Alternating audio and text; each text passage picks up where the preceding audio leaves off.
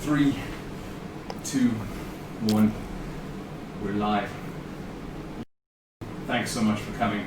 It's been, when was the last time we met? It was about, 8 months ago. Yeah, thank you for having me.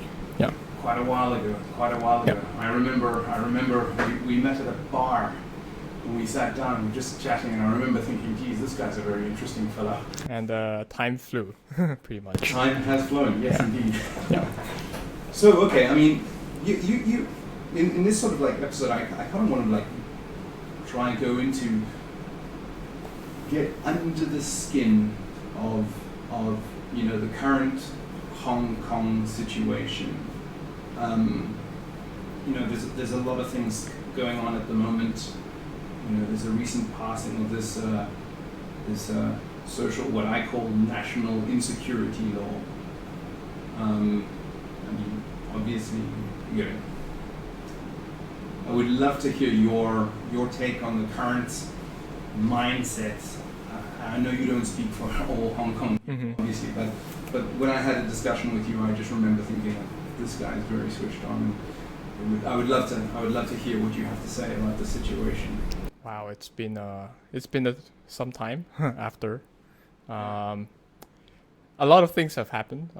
I think both to me and to Hong Kong. So I feel that my perspective has changed, and also the whole situation has changed. Where do I start? Where should I start? Should I start from myself, do you think, or should I? Yeah. Okay, stream of consciousness, right? Right. Warts and all. Okay. So I would say that personally, I will say that I've been personally affected as well by the changes in the situation, by the coronavirus, by the economy and the financial situation as well. Actually, I was laid off quite recently. So it has definitely impacted me financially, and at the same time, there's also the UK government has also announced that they want us. They have offered I think BNO holders to settle in the UK, and so there's some disaster, but there's also some opportunities, I would say. So there's both, and so I honestly, if I can summarize that and like just start from a spot, I would say I've been very confused. I've been so confused that I've actually started going to therapy, so like psychotherapy, like just talking, except that you pay and all that. Yeah. So to try and explore my past, what I'm thinking, try and elaborate it, give it words, because I do a lot of thinking in my head. I talk to myself a lot, but I don't really write that down, and I don't really. Well, I talk to people, but I don't talk. I don't say everything I think, because I just think too much. Like, I'd be working and then I'd be thinking. I'd be brushing my teeth and I'd be thinking. I'd be running and I'd be thinking. So I'm the kind of person who just keeps thinking. They actually did a test at the MTBI and also the 16 personalities test, and they found that basically I'm quite introverted. But for the other 3 categories, they can't really figure out what I am. So there's do you sense or do you think more? I do 50-50 of both. So it was pretty inconclusive to me. But at the same time, I see that as a good thing, because that means I can really see both sides. And I do feel that I have some control over when I sense and when I think logically. But yeah, that's that's one thing. And the second thing I found out was that I actually had I'm slightly autistic, actually. So that actually changes my whole perspective. And but I'll go into the autism first because I feel most passionate about that. So it's kind of like it's mild, so it's not like immediately apparent to other people.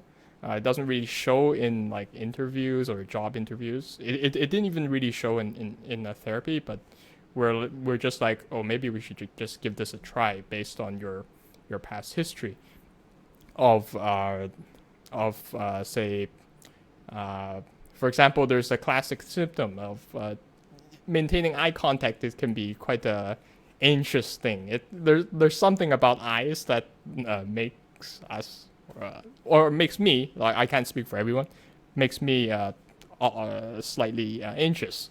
So over time I've sort of like adapted to that and tried to drift around other people's eyes instead of looking directly. But then to maybe you, who's sitting across the table here, you would feel that I am like the same. Like I'm actually looking at you, but actually I'm like looking around you. Yeah. So I will say that I've coped fairly well, but at the same time, I think there are definitely places where after some time, and in some situations, I do hit my limits. And well, back to I think the situation in Hong Kong, I will say that there's definitely an impact on my mental health as well. Yeah. You're experiencing a kind of cognitive dissonance. Yes, it's a huge. This thing is it's smashed through society. Yes. Like 100 years of self-sovereignty, of free speech.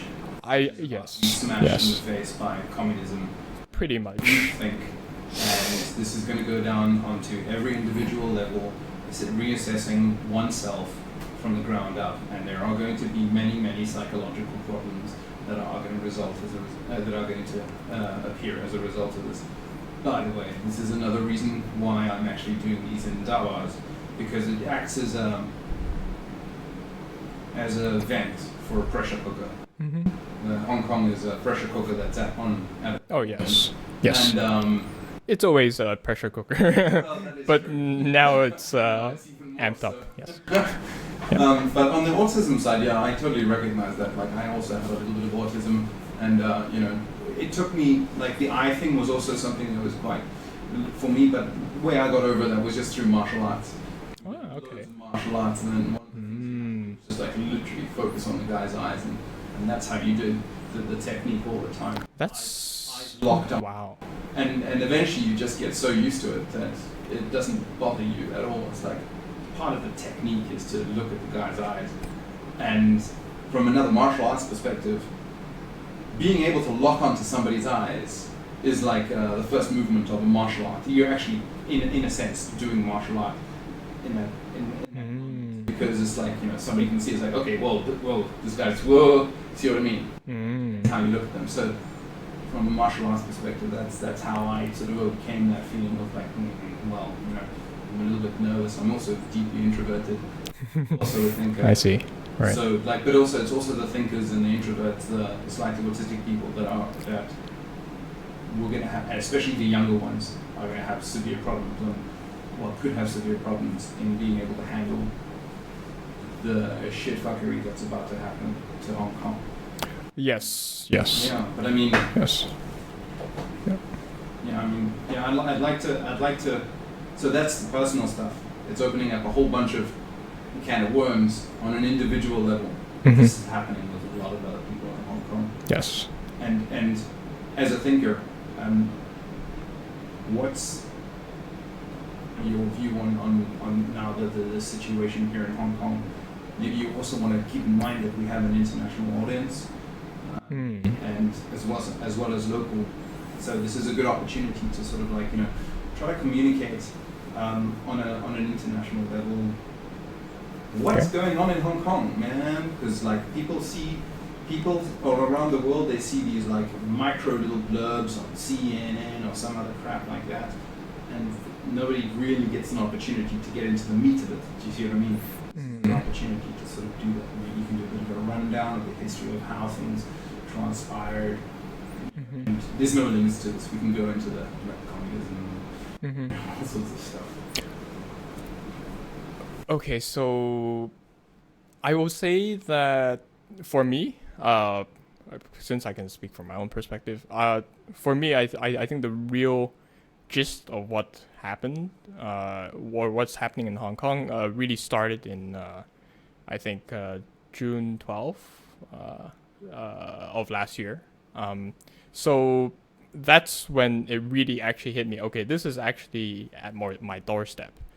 Before that, it was, to be honest, I was kind of, as they call it, kind of asleep. Like, I was reading about it in the news. You know, I had some friends who were more politically attuned than I was. But for me, it was, the real start was June 12th.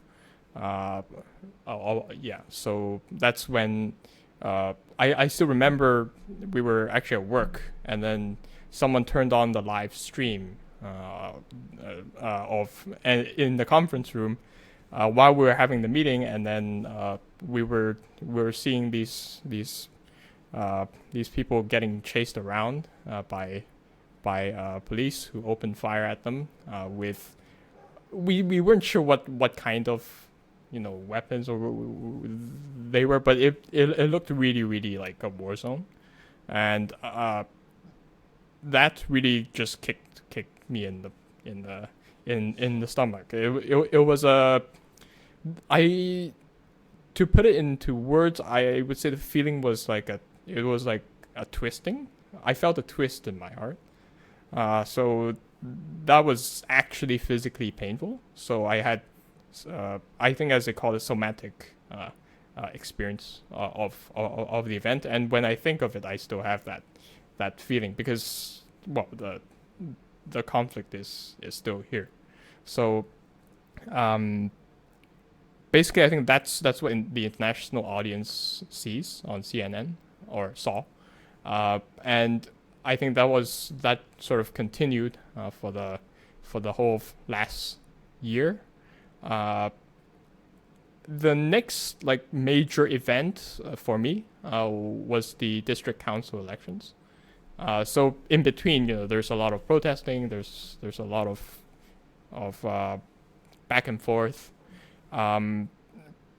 But the district council elections was something that almost everybody could get involved in. Whether you claim to be political or not, voting is like a citizen's duty. Like it's you just have to do that, and there was a lot of enthusiasm there. It was actually neighborhood enthusiasm, so there was a growing sense of community. Well, at least in the district I lived. But I'm sure it was the same for many other districts, such as Sha Tin or Taipo. People basically just organized out of nowhere. Before, I would struggle to find an exact analogy for this, but in Hong Kong, basically people don't really know their neighbors. We don't know, well, for most people, I'm not sure they even really care about the district council or the legislative council. Most people are not political.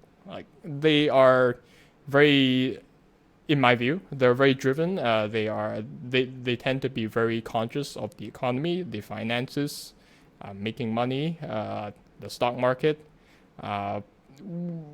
and that's what people talk about on Sunday brunches, basically. How did the stock market go? What happened in the company? Family. We're pretty normal people. It's I just want to set that ground state. That Hong Kong is really not different, or we don't do anything differently from what you might do in the US or the UK. We have family, we have jobs, we care about how much things cost. We care about the taxes and what's in fashion and all that. So given that, we can put this June 12th into perspective. It was a real shock for everybody, including everyone who paid any attention to the previous so-called umbrella movement, which I keep like getting myself confused about what that actually was for. But it was the same for, say, Article 23, which is basically this similar kind of national security law. What is Article 23? Yes, so Article 23 basically is the banning of freedom of expression, freedom of the press. Was this Regina Ip who introduced this? Yes, it was Regina Ip, but I can't quite remember who the chief executive was before that, because, as I said, I wasn't really politically in tune to Hong Kong politics before. But yeah, basically I just got hit. She resigned. Yes. Because of the kickback. Yes. So, looking back, I have to say that actually the kickback really does work. To be honest, it was surprising to me, because I actually, to be honest, in terms of like really being emotionally invested in this issue, I was kind of an outsider for a long time. So it was very surprising. But once it got going, I realized, okay, actually I'm really out of tune in this. Maybe I should actually give it some thought. There's everybody has friends on Facebook who pay attention to this, and they just keep posting every day and for years. But then I didn't really pay attention. But finally I sort of like linked that, and I realized, oh, actually that this is a serious issue, and we actually have to basically speak up, or else you won't be able to, or like it will, or else they'll up the cost of speaking up until it is unacceptable for most people, and that sort of brings us to where we are right now. So with this national security law, basically it's very vague. It's written in a mainland Chinese style. It is very sloppy. yes. Deeply sloppy, very vague. And they didn't have an English version for the first few days. I think the first English version came out of some volunteers who I believe were amateurs. So they're not even legal for this legal document. So I would say that has definitely increased the cognitive dissonance and this confusion that is in Hong Kong right now. So if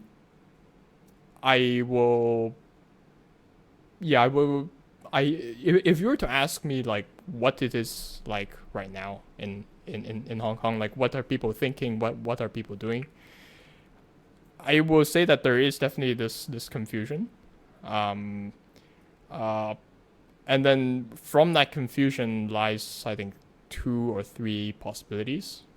So some people are considering, oh, let's just move, like there's no point in joining the conflict or standing up for anything.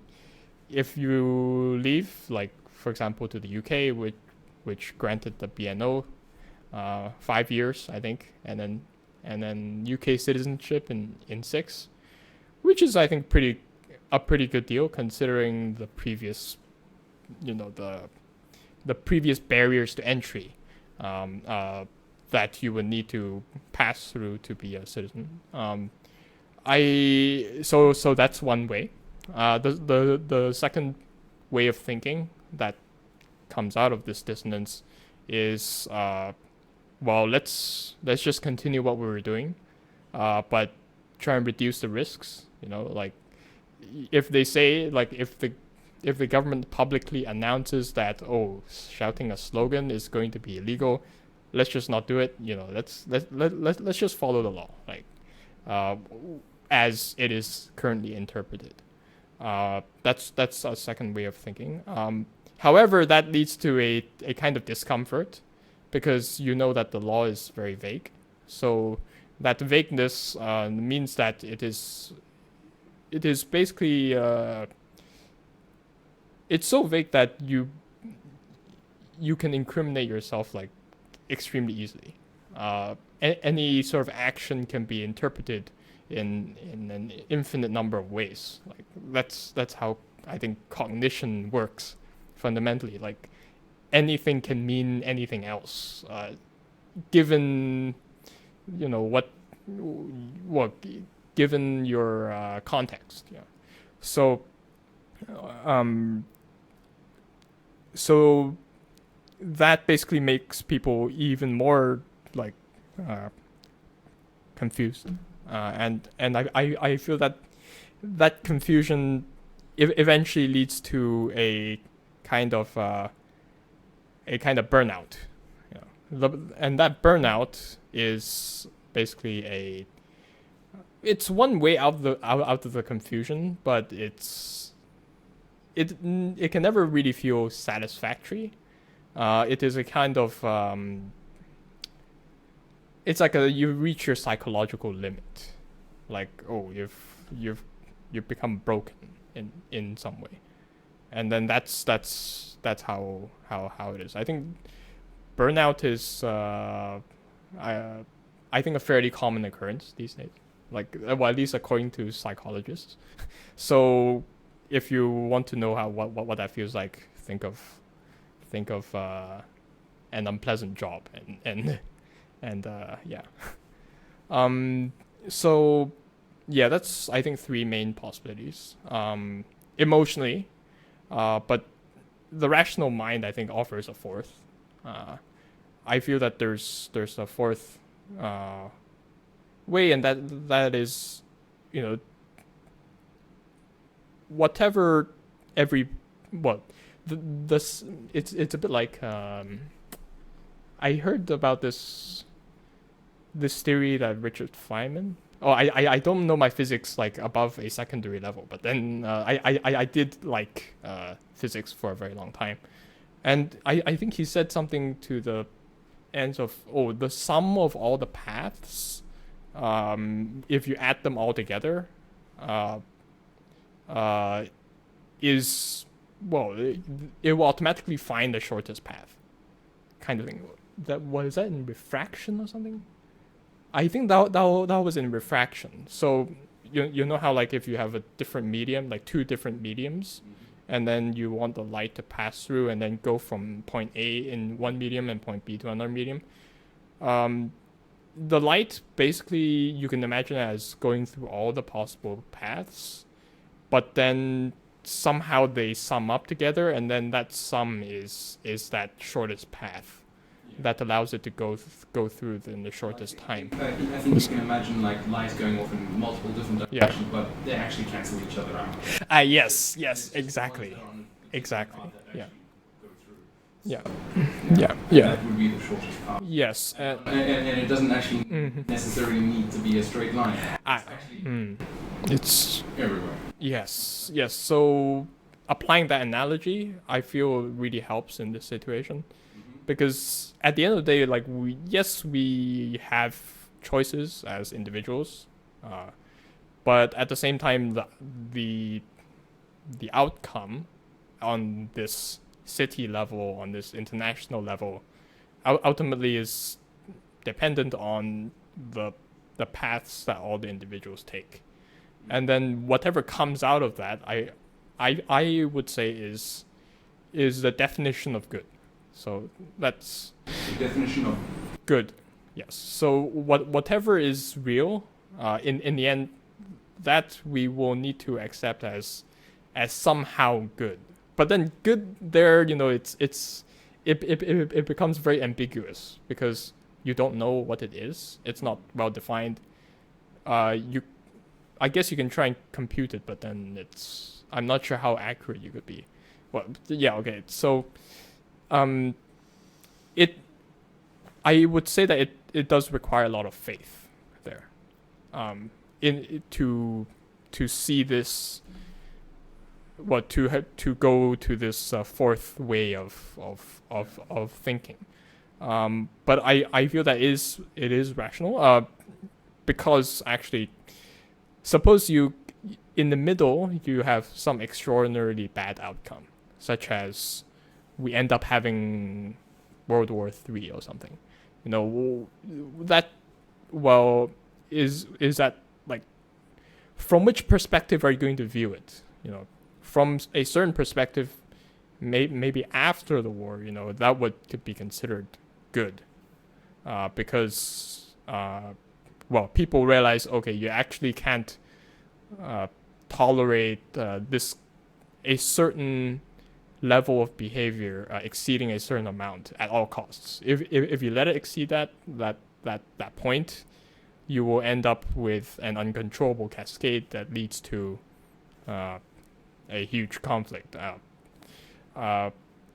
And maybe learning that lesson is exactly what we need to continue to live on in the future as a species. So it really depends on the level of analysis you take to determine whether something is good or bad. So that is, I think, a very macro, global perspective. From a slightly smaller perspective, like from a city perspective, I think the same still applies. I believe that the people who decide to leave, or at least temporarily, there's nothing saying that you can't come back. For most people, I think. So some people will leave, some people will stay, and then they will work towards their goal of maybe going to their dream destination, wherever that might be. It doesn't have to be the UK now. Only the UK can be. I think Canada, Australia as well, and the US is kind of cooking something up, but I'm not sure how that will go. It was kind of funny to see Nancy Pelosi sort of like, was it kind of like taunting Trump for not being tough on China on this issue, because it seems like no matter what they do, they have to be against each other somehow. Sorry, that's like a sidetrack. So you have people moving elsewhere. You have some people planning to move in the short term. You have some people who might not be able to leave in the short term, but they will, I guess, train themselves to be productive and globally mobile. Such as, actually recently there's this trend of people trying to pick up new skills, like being a chef, like culinary skills, because apparently some Western nations claim that they are very short of chefs. So, some people are definitely go down that path. I feel that path is actually a very open path. Knowing some things about psychology, I feel that is quite an accessible path, no matter what the intelligence level. I mean, there's something for everyone there, I think. There's also a lot of different varieties. If you open a Hong Kong cuisine restaurant somewhere where there's no Hong Kong cuisine, there's a market, I think, there. Yeah, do Chinese takeaways, that sort of thing. So there's something for everyone. I feel there's, and of course there's people who will definitely choose to stay no matter what. I mean, I understand that there are some activists who have sort of vowed to stay, although whether they will actually stay is up to them. They're free to do so, whatever they see fit. When we combine all these, sorry, stop. Okay. It's good. I think one of my USB port, ladies and gentlemen, I think one of my USB ports has now gone on the blink, which is annoying. So I've unplugged that one and I've put it into another one. This, if all goes well, we should be able to keep going. Okay. So that's. Keep going. Yes. So let's try pick up. I was talking about so some different options that people in Hong Kong have now. So they can settle overseas. They can choose to stay, or they can choose to, develop some skills that will make it themselves more globally mobile. And I would say that for the most part, the vast majority of people will be picking the third, like basically develop the skills, become educated, or go abroad and acquire the qualifications necessary to be globally mobile. So I feel that is that's a good motivation in a way. If we try and stay positive, I mean that's the best anyone can expect, I think, out of this situation. Like, yes, there is definitely a huge amount of negative motivation, or like, as they call it, push factors, like, factors that push you away from a potentially negative outcome. But overall, I think that does like leave us in a better spot.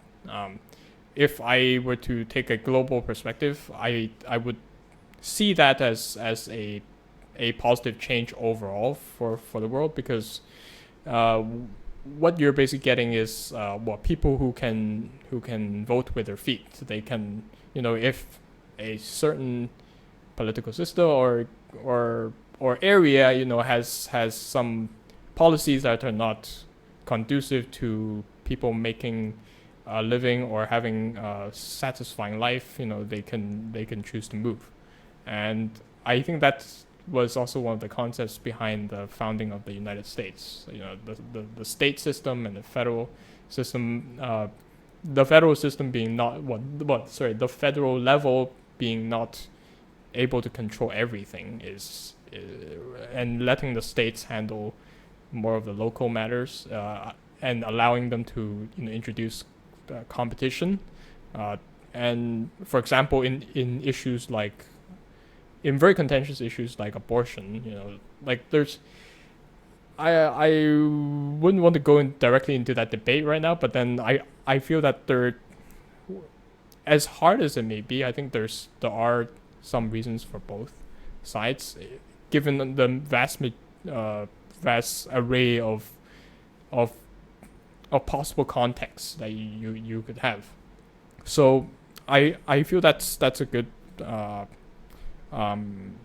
that's actually a good analogy for the situation that we have right now. So we are faced with basically, I think no one's really going to say this is a great situation. Not even the people who fully support the law, as at least in my circles. The irony is they themselves actually have foreign passports as well, so they are UK citizens as well. So they could leave too, and I'm pretty sure they are more than they are more than wealthy enough to have a very comfortable life in Europe if they so choose. So they're yeah, you basically have quite a few different camps of people who actually may not do the things you expect them to do. So yeah, so for example, the people who are in support of this law, they may be the first ones to leave, actually. The reason what do is, you mean by that? The people in support of the national law are the people that will leave first. Why do you say this? Because they're going to see the reality of what they actually because like? they actually, not all of them. I mean, there are some people who are, more congruent in their political beliefs and their actions, but there are also those people who are genuinely here because of the money, because you know the many measures have sort of boosted the housing prices, and the people who bought their properties decades ago, you know, now they are, well, their wealth has increased by exponentially, basically. So they can basically go anywhere they want, and you know, when the money is not there, I'm not sure they will stay here, you know, just because of their political beliefs. Whereas the people who are actually, well, they're obviously not going to voice out. Well, most people are probably not going to voice out directly about this, but then they are sort of against this law. They're for freedom of expression, freedom of speech. You know, they actually, these people, as far as I can see, actually are the ones who are sort of thinking about staying in Hong Kong. So it is quite a strange situation, even though it is confusing, but it is also very I'm not sure how to describe it. It's people basically don't really believe, well, they don't really behave in the way you expect them to. So there's going to be some unintended consequences to foreign governments offering this citizenship and this resident status to Hong Kong people. Like I'm not sure you will have who you think is going to come in to your country. Yeah. So it's very strange, and I'm not sure there's actually any data on this, because I mean that's actually one thing that is kind of an effect of this legislation. It has also, I think, in a way, made people not really speak. Well, they don't directly speak what they think as much as they do before. I personally, I think that will have a lot of consequences for things that are totally not political. Oh, sure. For example, if you're working in a team, like a management team or like a product team, you know, for the most part, the products that and services we create these days are sufficiently complex that actually each person has a very real responsibility that no one else can really cover. So it's everybody is watching a different sector of what matters in that production of that good and services.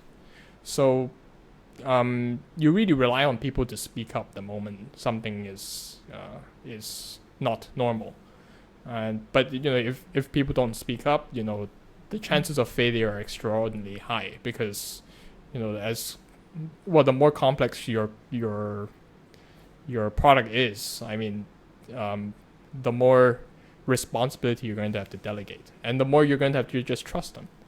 And I for one, I'm quite concerned about well, not just not directly about the politics, because I don't think I can really control that fully, but about The free say speech. working in Hong Kong. So You mean the free speech issue? Because well, about the psychological safety of people in teams. So the productivity of Hong Kong. do you mean that say there's a group of 5 people, and to be able to create a product or adapt your product to, you know, for product market fit, you will need to speak honestly and accurately as possible. Now, if you add this whole communist layer, which is like, you know, prefer what is the Communist Party line versus reality, Yes.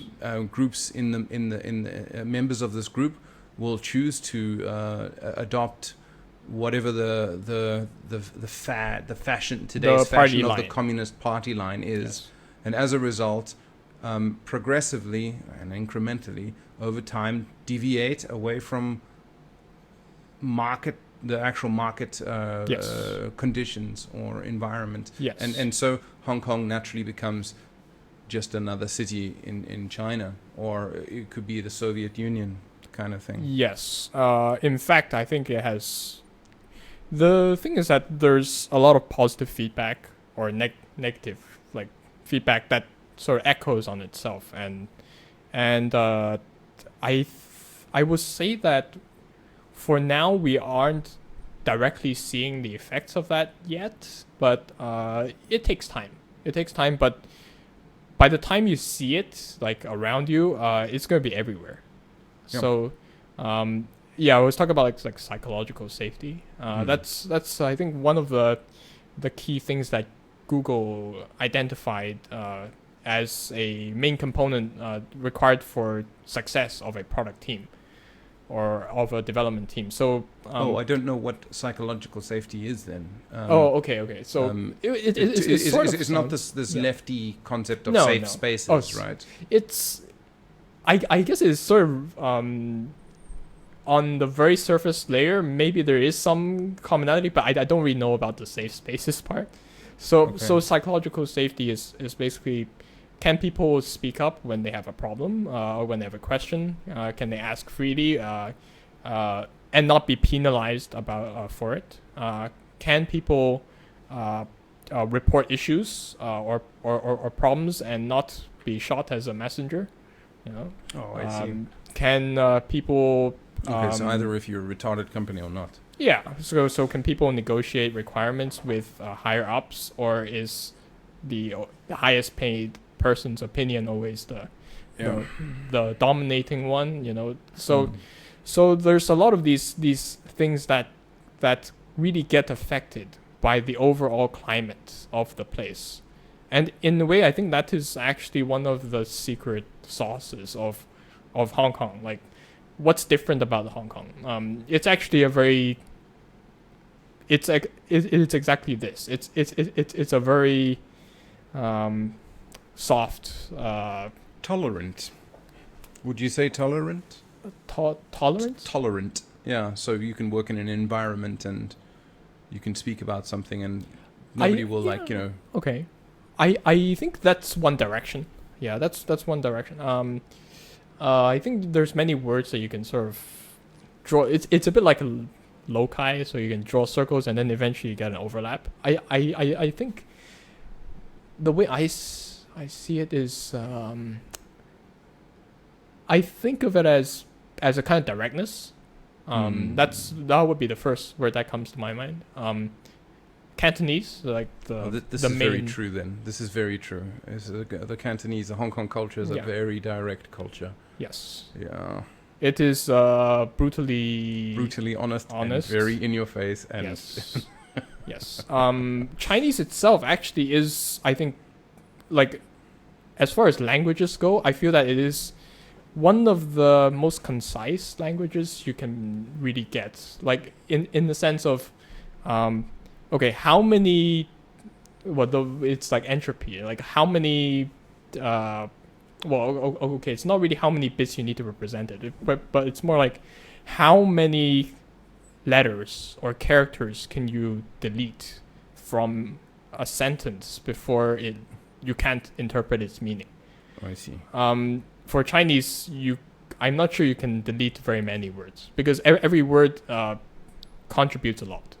Whereas in English, if you have a document like this one, you can sort of delete all the the vowels, and then I can guess where they are. So, like, just looking at that, it's Chinese and of course Cantonese, the oral aspect of it is very direct. It's very concise. It's very hard hitting. If you actually insult someone and you mean it, actually it really can hurt a lot. Although the same can be said for English. I guess it's a different kind of thing. But then I still tend to feel that it takes just that shorter amount of time, and Sure. and that really contributes to that impact. It's like pressure. Well, I like to joke is like I think swearing or cursing somebody is most effectively done in Cantonese. Yes. Provided they understand. Provided what? Provided that they understand. Oh yes. But, okay. Is this the same as the Cantonese speakers on the mainland in mainland China? From my experiences, no. Okay, so what you're saying is that the Hong Kongers are more direct or more brutally honest with the truth, versus the Cantonese speakers on the mainland. So it's not about Cantonese. It's more about the mentality of free speech and and speaking the truth out directly. Yes, but at the same time, it's sort of aided by this whole nature of Chinese being composed of characters, and then characters have like parts of characters, but instead of letters. What do you mean aided by? Oh, I see. I know what you mean. I know what you mean. You piece the characters out of different parts. Okay. Yeah. So,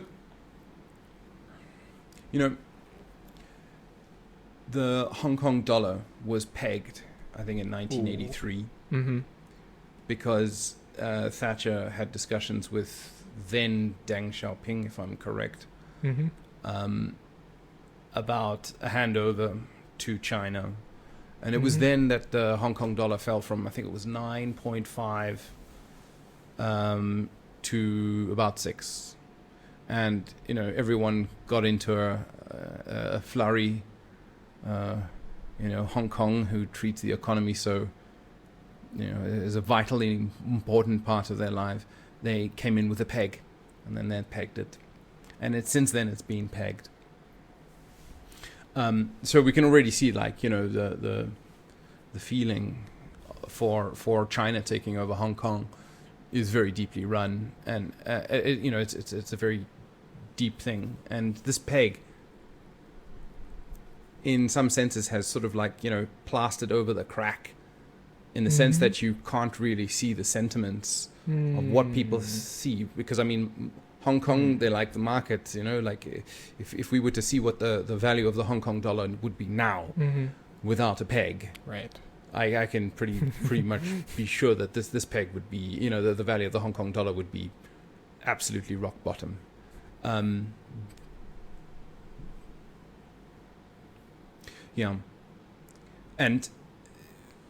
yes, and I'm sort of leading into this in the sense that communism, after the USSR collapsed, teams of Chinese were sent into Russia to study why the USSR collapsed.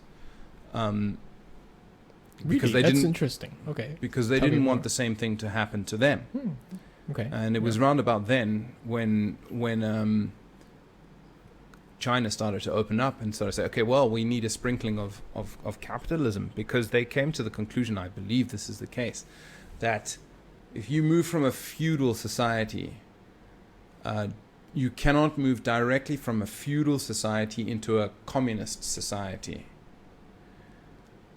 Why is that? Sorry? Why is that? Well, no. This is what their understanding was, I believe, and they said, well, the reason, because you can see that Russia failed. They moved from a feudal sort of society into a communist, and they failed immediately. Okay. So this is why they thought, okay, well, the right way to do this is that you need to, and the communists do acknowledge the benefits of capitalism, but they see that capitalism as the last stage. At some point, the feudal system kind of stops working, and then at that point is when capitalism should take over, and then it progresses, and it produces a whole bunch of products and things that enter the marketplace and become very efficient at doing this. But then at some point, even that starts to slow down, and then you start to see things like booms and busts, and problems that are associated with capitalism. And then in the communist's mind is like, okay, is at that point when you really need to introduce communism, because the communism that was in USSR at the time, no, that was a bad implementation of communism. There is a real implementation of communism, you know. We can do it properly. There's always, you know, something like that. And so China introduced this capitalist society. Some people are saying no, China's no longer communist. I think this is nonsense. I think this is the communists' mind of saying, well, we're introducing this capitalistic spice into the thing, and then once it's generated a whole bunch of wealth, that's when we will kick in the ideal, the true implementation of communism. Like, at no point is there ever a true implementation of communism. It's just layers and layers of dead bodies that just mount up as a result of communism. And I mean, this is look at what communist black book. I think it's the black book of communism, where it goes through every single country that has tried to do their special implementation of communism, and result in millions of people dying.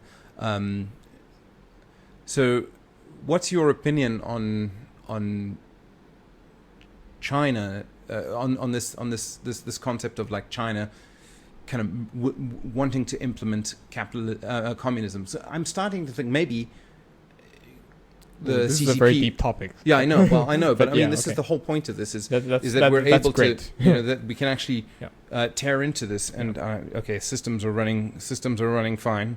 Great. Systems are running fine, so we can actually try to go into this. But yeah, I kind of suspect that maybe a number of things are happening. One in China is that, well, they're starting to say, well, capitalism has stopped working, basically because they've inflated the shit out of their currency, and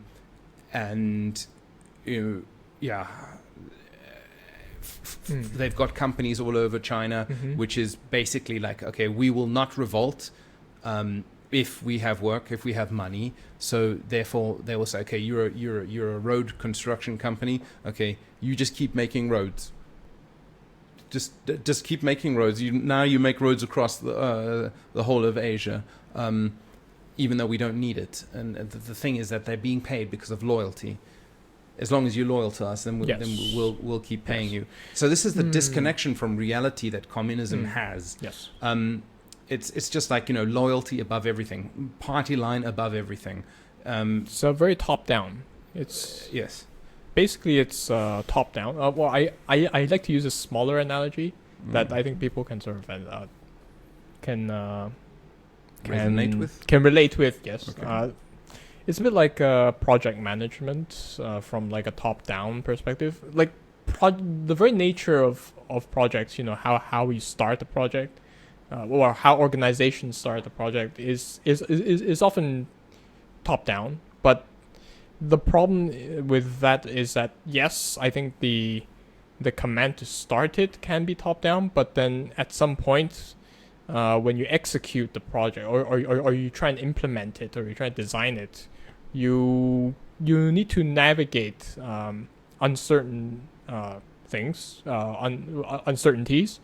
You need to navigate the landscape, which may be also changing, and for that you kind of need a layer of people who are exclusively adept or to adapting and overcoming those obstacles, and it is those people who ultimately determine the rate at which you can really advance. So, but then the problem with applying this top-down view for both the, you know, for starting the project and specifying it all the way down to implementing it is that you would be not really in touch with exactly what the actual landscape is, what the actual day-to-day obstacles are. Like, there's only so much you can actually micromanage. And there's only so much one person can really know. Like that is, well, it basically plays out in project management all the time. So you have management are expecting one thing and then actually getting something very different, and then they need to adjust that. But then at the same time, there's a cost to adjusting it, but also a cost to not adjusting it. And so, with communism, you basically willfully choose to ignore that problem, or to, so that you can continue to have that imaginary or that goal, like to keep that party line intact. You need to suppress a lot of what is actually happening, and so that's kind of inevitable to this pure top-down kind of structure. But then that's not really actually how I think. That's not really how I think a lot of places that claim to be communists actually work. So in reality, I think they actually do have a kind of implementation layer, or like layers to handle that micro complexity. For them, it's just that it's not enough. So the top-down commands, they go down too far, and then that leads to them paying more than what they should pay for that to achieve a desired result. And in many cases, that can be exponentially higher than what they should be paying. Like if they were to fully conform to the reality, of what is happening. It's a bit like driving in tires. Like if you have a really hard tire and you're jumping and you're driving over bumpy roads, you would feel all the bumps, and that would not be very comfortable. But if you had adjustable inflated tires, like you can sort of reduce the amount of gas inside the tires so that there's a kind of cushioning effect, then you can actually get away with a fairly smooth ride. And I think that's how I sort of visualize communism versus, well, I yes, there is a polarity in this aspect, but but so I will need to also talk about the opposite of it, right? So you have the opposite is almost entirely bottom up. So it's kind of like data-driven enterprises, and like the whole data science thing that's been going on. So really identify the need in terms of the market data first before actually jumping in. So like a hunch or like or a personal analysis of the situation is good, but it's often not good enough because human beings are full of biases and sort of that sort of thing. So there's all sorts of practical reasons why that would not work. But so you would try and start from the data, and then from the data you can figure out where you actually need to go, and then sort of constantly adjust that. Well, I guess we're sort of like moving towards that. As we go on, I think we can be more and more agile in actually shifting our aim and then propagating the changes that need to take place to achieve that aim, because the market doesn't always like it. You can identify a market need, and you would have something on paper or like on the screen that represents that market need, but then the reality is that the market need always changes. Like the market's always changing. It's like stock tickers and things like that. They always change, and how we sort of adapt to those changes better, I think, is where we can get more efficiency out of the system. So that's basically are we. So I guess the fundamental difference, I think, is whether we are really facing reality or not. Yeah. So if you face reality, if you're very good at facing reality and adapting to the change quickly, that will make you a much more effective person, or organization, or nation. But if you would rather have your vision from, well, no matter what the reality is, then you would tend to prefer the communist route. So I see that as a product of culture and of people's psychologies. Like, Yeah. yeah. So, like, even, I do not know if I am violating this national insecurity law right now by saying, how does one combat communism? Because we already know that, the party line, like, if you look at from just a pure point of view of efficiency, like, a communist system is not efficient at all. It's just, it does not take into, reality of natural resources, etc., etc. We can see this by what China's doing. Well, it can be very efficient, in terms of Not dying. claiming that it is efficient, but Oh no, it's crap. but But it's, like what you mentioned when you spoke about the ground up thing, you mentioned like data driven. yeah. And actually, the last Indaba I had was with a chap named Scott Edmonds, Yeah. who's involved with Open Data Hong Kong, and he was mainly talking about like open data. He's referring to open government data. Mhm. So maybe by the citizens of Hong Kong sort of demanding that the government do more open data, then as a result, what happens is that you are sort of like, you're doing the very antithesis of what communism is, which is this top-down thing. And basically, Yes. and basically, Yes. well, you're able to get a lot more feedback into the system. So like whenever It's there a is start. It's a start. yeah, well, it is a start. I mean, the thing is that like we're on the slope now, ladies and gentlemen. We're on the slope now, and it's going one way. So like, how do you grab onto something? And maybe one of these things would, like, for example, of course, free speech. Have you noticed how many people have installed Signal? Yes. Oh, Yes, the contact list has the contact list increased. has doubled, tripled. Yeah. Everybody's on Signal. Yeah. Even Telegrams, like, out the window. WhatsApp out the window. Nobody wants this. It's Signal and some other one called, I forgot. But yeah, so Is it Riot or something? no, not or Riot. no, No, actually, okay, it's so not something Riot. else. It's interesting. It was some other one. I didn't know about that. I'm like, whoa, interesting. Okay. But yeah, everybody's installing Signal. This means, like, even people on the list that I thought were not, technologically minded, etc.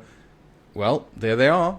I'm sure they had someone technologically minded somewhere near them in their circles started shouting, "Hey, Yeah, I don't want to talk on open channels." Yeah. Everybody installs Signal. Yeah. But I mean, like, here's the so as a result, like, maybe one of the things is like, okay, people are now installing Signal, but then what are we doing with this, like, safe haven, this cryptographic safe haven of communication?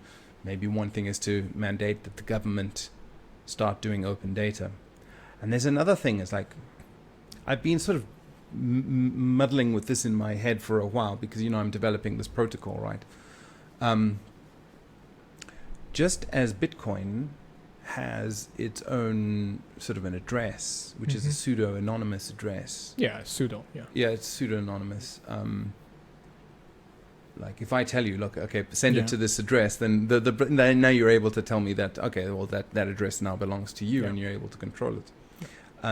What happens if we could take that concept and extend it out to communications in general, and introduce concepts of web of trust into that layer, so that you might have entire companies, entire organizations, where all you see, you do not see the individual. All you see is the equivalent of the address. You see what I mean? Okay. and there are pathways that sort of you can say maybe there's hierarchical pathways of competence, not of power, of competence. Okay. Which are directing those less experienced people lower down. And of course, communication in this thing is entirely encrypted, So it becomes extremely difficult to be able to isolate and find out what the messages are, as well as the identity behind those messages. This basically essentially creates an alternative organization, even a government type system, which I don't care about like Hong Kong government or anything. I'm just thinking what like a futuristic sort of government type environment, what would it look like, and how would you make it less prone to subversion, like from communist systems? Like basically the question is, how can we get efficient and make efficient systems without bloody communists coming along and fucking things up? Okay. Yeah, Mm. and so that's basically what I've been sort of mulling over in my mind and thinking about. But I mean, like, what sort of things do you think that the Hong Kong person, the average Hong Kong person, could do to sort of like, on an individual level, resist this trend towards communism and be able to exist? It's like, okay, is that what you want to do? Okay, fine. So I hear at least two questions. So the first one is sort of, how do you have a communication system or a system in general that facilitates commerce, like markets, communications, etc., relationships, while not being easily, destroyed or like infiltrated, corrupted. As robust as the Bitcoin system is towards these current inflationary systems and government fiat systems, how do we create a system which would be as robust against fucktard governments? To be honest, I have like at least two thoughts on this. Okay, go for it. So the first thought is, as not a technologist or someone who deals with technology, I would start from the psychological aspect of it. So that actually ties in with the previous question about why China, why communism, and why there's that relationship. Psychologically, I would say that it on the surface, it means that there is not enough psychological safety.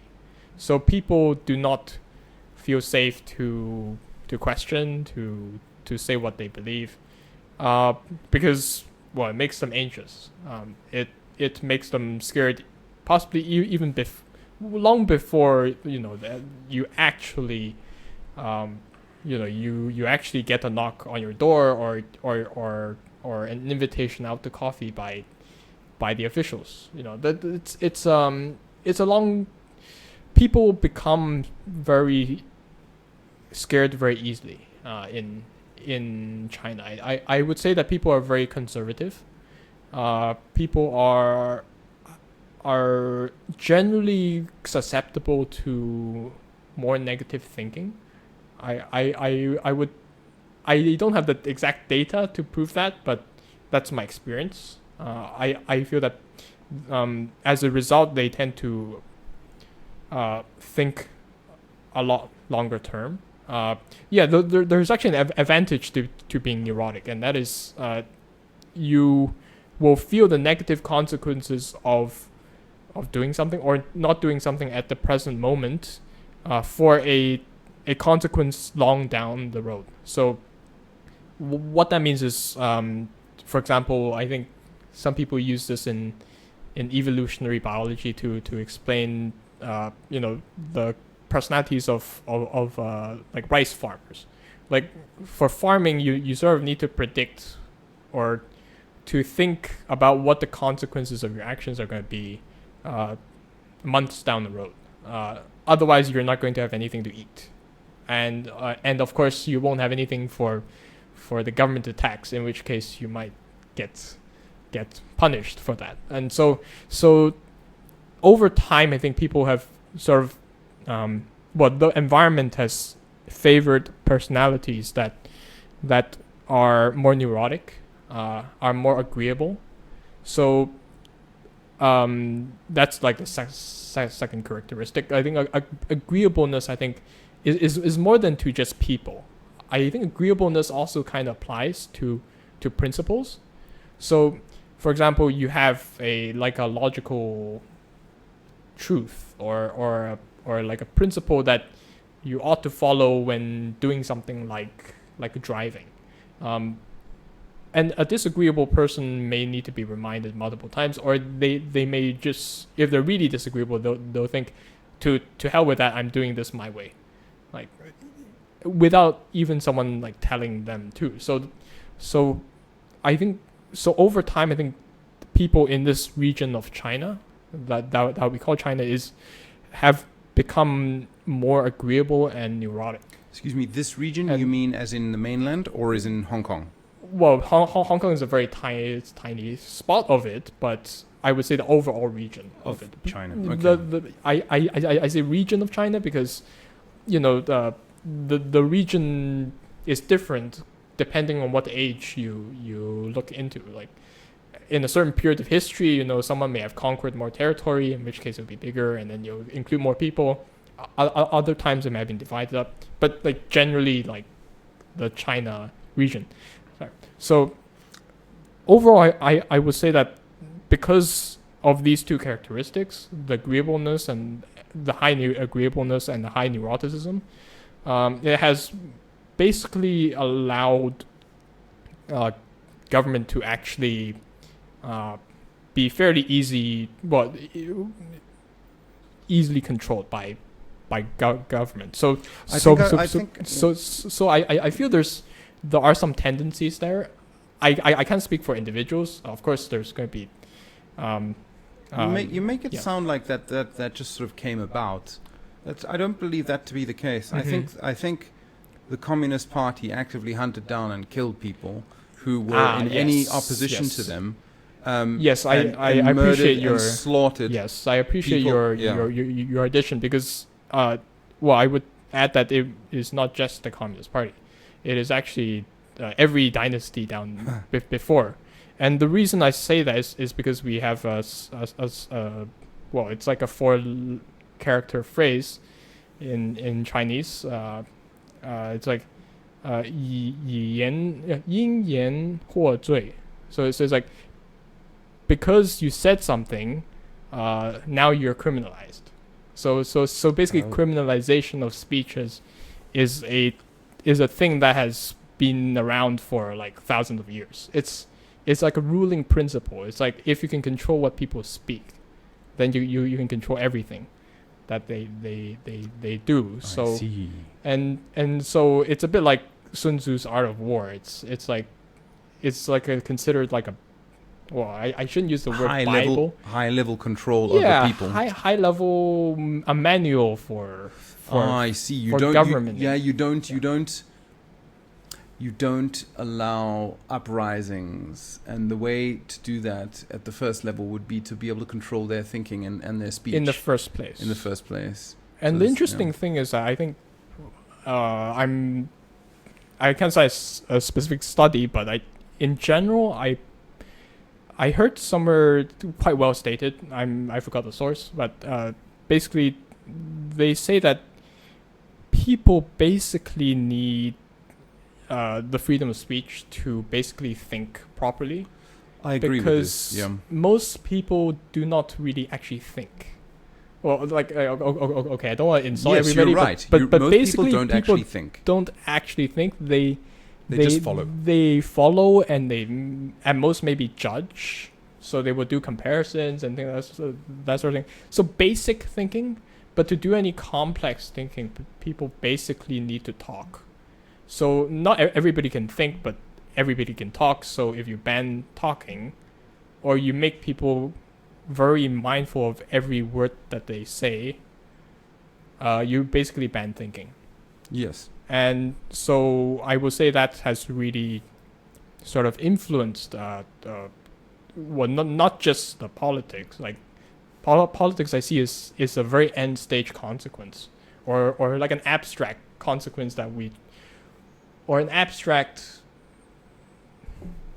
method that we use to qualify and quantify that consequence. So I think the deeper impact is in people, is in people's psychologies. I think that actually makes up the by far the greatest difference. Fun fact, I'm actually not I'm not sure if that's totally true, but as far as I know, there's not really like a psychology in China, at least not in modern times, as far as I know.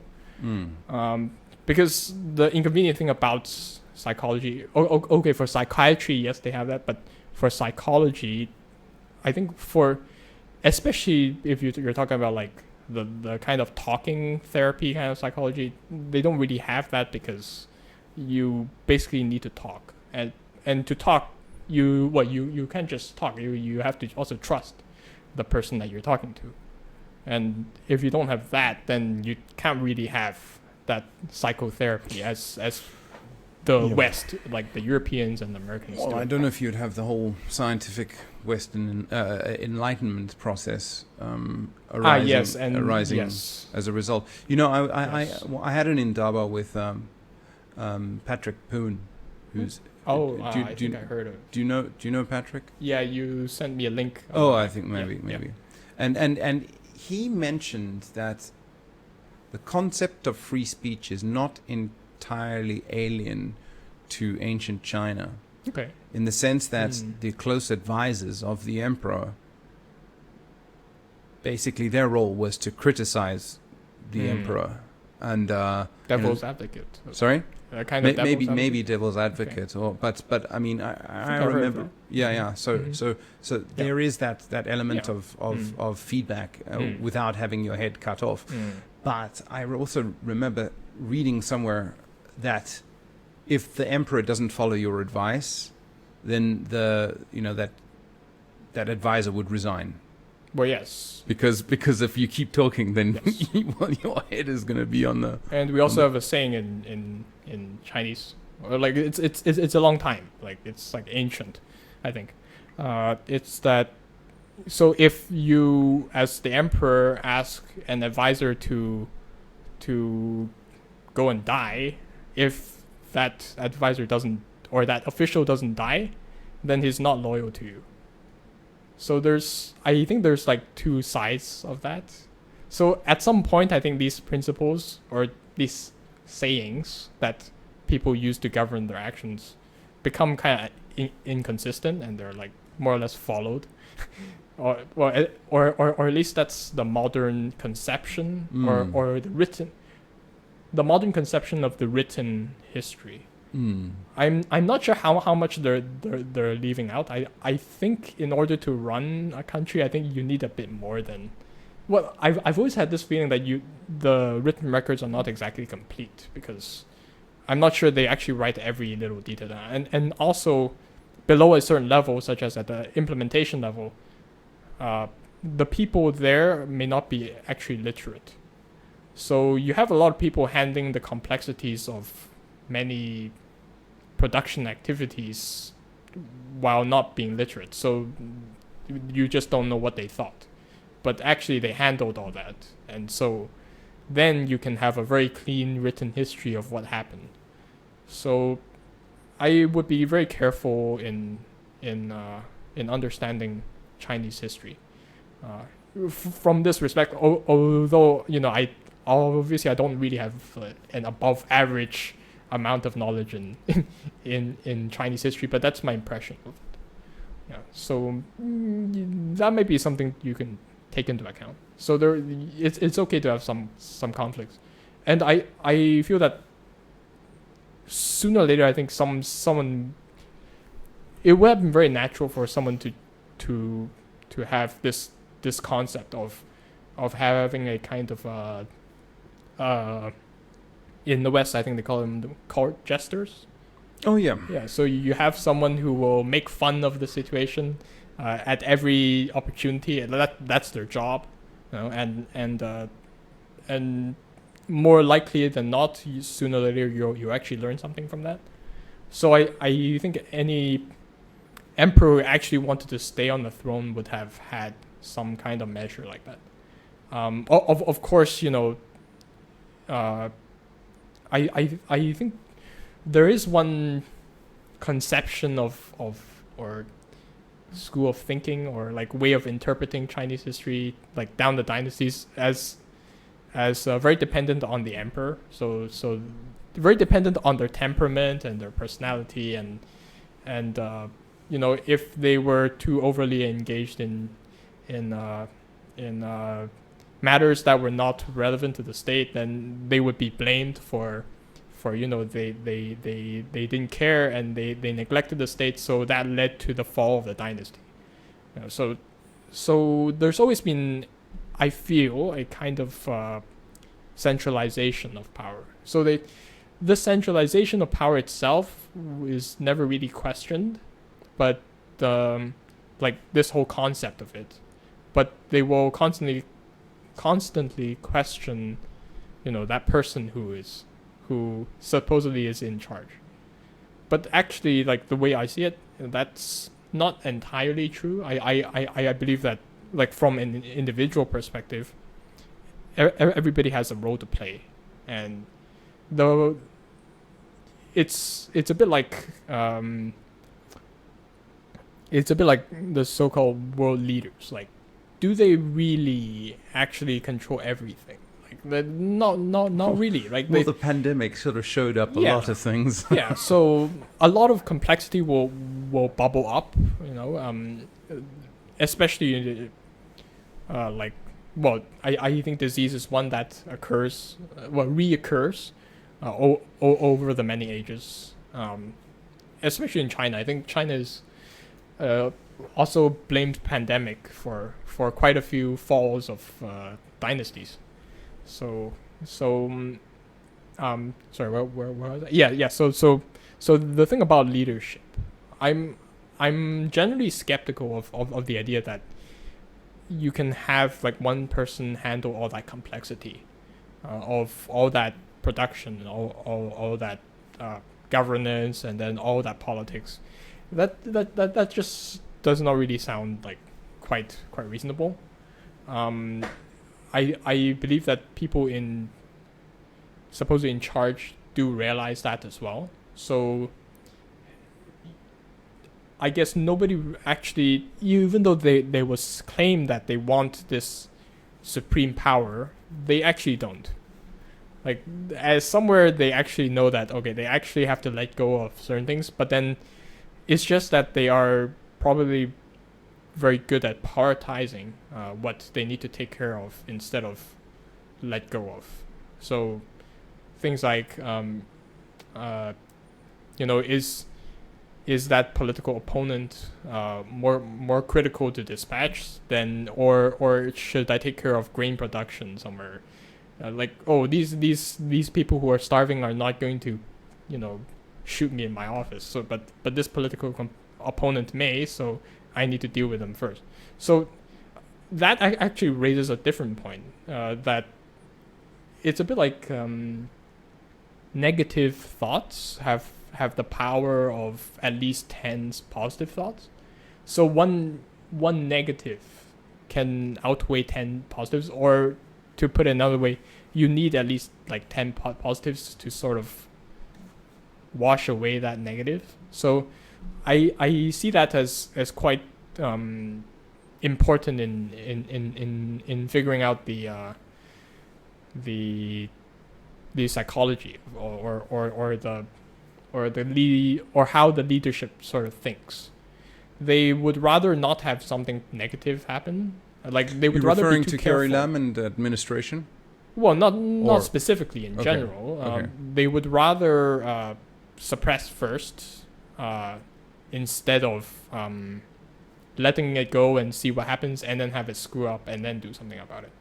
So I think they, looking back from their perspective, well, of course I can't go and ask them what happened, but then I have read some interpretations or some analyses that sort of describe that the central government or generally feels that they have let Hong Kong be too autonomous, and as a result, you had these protests, and then these protests they see to this day as foreign interference. So it's not just that they are claiming that it is foreign interference. On some levels, they do believe that, because that's what their intelligence is providing them with. I mean, that is a very secure answer and it's also very simple. Like the reality is actually a lot more complicated, I think. You would have to go through the pain that I just sort of went through of explaining how, in general, how people's psychologies work, people's temperaments, people's personalities, people's what perspective they're coming from. That's too complicated. Like if Xi Jinping were to ask you, like, why are there like massive protests like in down in Hong Kong, like, well, of course you would go with like the more standard or the proven answer, and so I think that's what they get, that's what they got, and that's what they still believe to this day. And okay, so they believe that, and then over time they began to feel that, okay, that's actually a result of having too much autonomy, and as a result they want to just take that out, and so they were thinking, sooner or later these foreign interventions are going to directly threaten us, the CCP, and as a result, let's take them out first. And so I guess on some level they expected, you definitely will have, from their perspective, retaliatory actions like sanctions and offers of citizenship, and then people migrating. So some analysts do believe that they expected this, and so but they went ahead with it anyway because they felt this was their survival is at stake. So why do you think they're going to be snuffed out? Why do you said their survival is at stake? Well, why do you think that they believe they're going to be snuffed out? Yes, so to answer that, I need to briefly explain what the possible paths leading to that. You explain everything all the time that you need. So one potential path, at least according to Chinese history, is other special interests. So there's when you have a party or when you have like a rule by committee, you always have a few dominant special interests or in interests, and they will fight each other. And in certain conditions, one will have the upper hand, and in others, the reverse happens. And so basically, to someone who's in power right now, they will most likely belong to one of those interests. And then they will be worried about other interests eventually getting the upper hand or having the right conditions to sort of create a cascade of events that will lead to their downfall. And ultimately not just physically lead to their downfall, but like trigger this unstoppable cascade of events. So they basically fear that Hong Kong would be a kind of an epicenter to this earthquake that can really directly affect them. And the people they're really afraid of are not really the people in Hong Kong, but rather it's still other people in Beijing who are within the party who have other interests. So, for example, suppose you have a company that has direct interest in the U.S. Like you are invested there, but now you get hit by sanctions as a result of the actions of that opposing interest. And then so naturally you would hate them because they've really ruined your business. So basically what that means is they that's actually also how the foreign governments are playing it. So they basically I think they basically know this, and they sort of want to create this increasing tension between different interests in this ruling committee, and as a result, that would lead to eventually someone or some front leader coming out, and then that could directly threaten the rule. And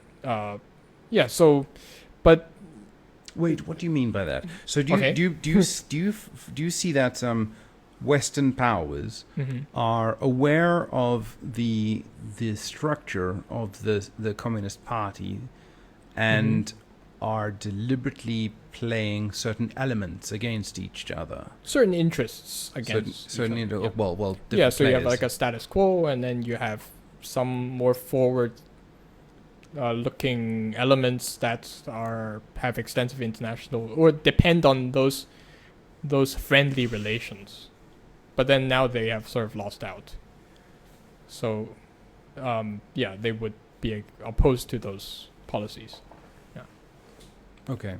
But then at the same time, the problem with that is that there's not really if you really want to go into like CCP structure and all that, like they will, as far as we can see right now, it's really not clear who can really actually threaten Xi.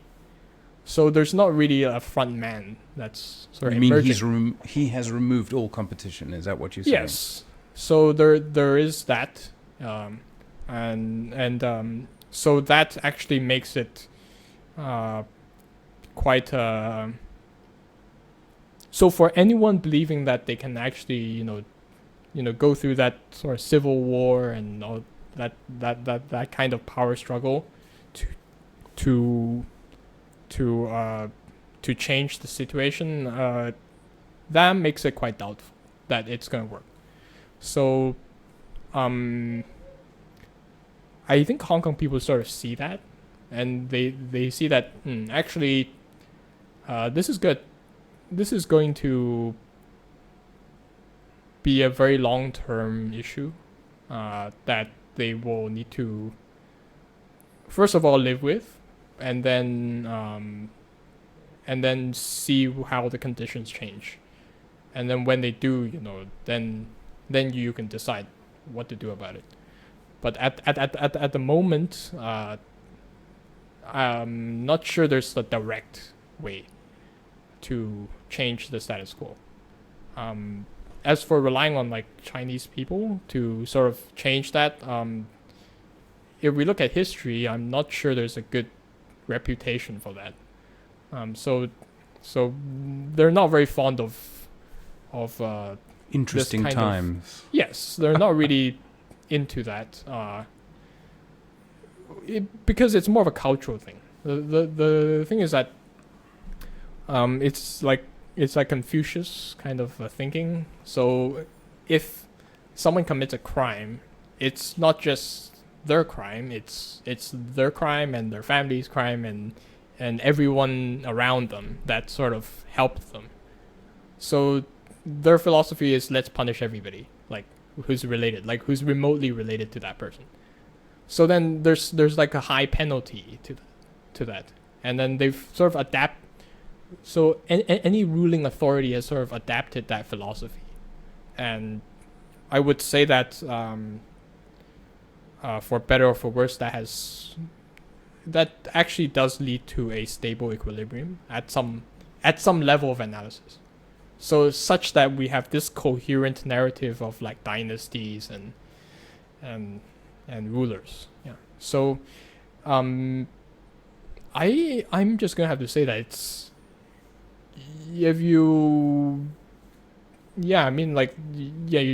I think people just need to look out of the box for if they want to have any change in this world. You need to be more specific on that. Okay. What do you mean by look out of the box? In other Looking words, out of the box. stop. When you say people, you're referring to Hong Kongers? Oh, sorry. So Hong Kong people, or like people in China, or people in the world who have any thought of changing China. Oh, I see. Okay, Yeah. so have no expectations of China sort of like, coming right, so Yes. to say. Yes. Yeah. I say that in a fairly, I would say, based on historical evidence. So I don't see that as really viable. Well, at least from history. So that actually leaves us with a very interesting issue or path that could happen. Oh, there's actually another part. So this migration thing. So this migration. So if you go to Southeast Asia, like there are basically like Chinese people everywhere. Yeah. So in Indonesia, Thailand, like they might not be grouped together, but then because over time they get very well mixed into the population. But you see these like slightly Chinese looking people, and so I personally like. I don't have the real data on that, but then I see that as like one of the evolutionary solutions to the problem of China, or the problem of, or if you call it, if you want to call it like The China problem. Yeah, yeah. So this style of ruling in China, or this fact of life kind of thing. So it's so people basically don't directly deal with it. They, when they get the chance, or if they're smart enough, or if they become people are dependent on foreign trade for their livelihoods, eventually they take that as an opportunity to just go abroad and then settle there. So that's why you see a lot of Chinese in like Indonesia, Thailand, Vietnam. So some of which, some of these places are even considered like part of China in some dynasties throughout the histories. Well, of course, later on they become sufficiently different such that they have their own identity, and then they seek to be, distant from them, so there, I see that as like one pre-existing solution that has been running for centuries and centuries. I'm not sure how far this goes back. I think it could go back thousands of years, because the style of rule has not really changed for thousands of years. So mass exoduses of people. Yeah. So at some depending- point, if you have like mass famine and some push factors that you totally cannot ignore, eventually you just have to leave for somewhere else. It's a bit like the U.S. or so, like how the America started with the Pilgrims and all that. Religious persecution and. So you're going back to things the like that. so you're going back to the point of like, okay, if the world, Hong Kongers or anybody sort of want to have if you've got your hopes pinned on China changing at all, so basically don't get your hopes up. It's not going to happen. I would say that it's not really. Personally, I wouldn't feel that it's like totally not possible. I feel that anything is possible. I feel that there's a lot of unknowns within the CCP, so it could be very well that there is actually a pale horse that we didn't see, but the chances of that is not high, and but that is the most likely thing to happen, at least according to Chinese history. But then you also need to take into account of the more natural evolutions that have been taking place for centuries, like the migration thing out of China. And I see that as a more dominant driving force, because overall that is something that is not likely to stop. Like that's always going to happen. If you ban it, or actually more people will go.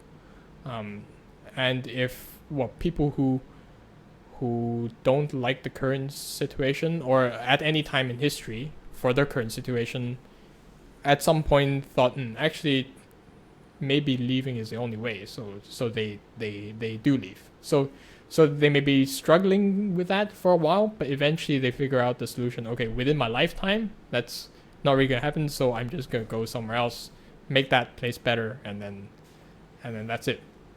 So I feel that is, like, from a Chinese collective unconscious kind of perspective, I feel that is the most comfortable solution that people can think of, or like Chinese people can think of.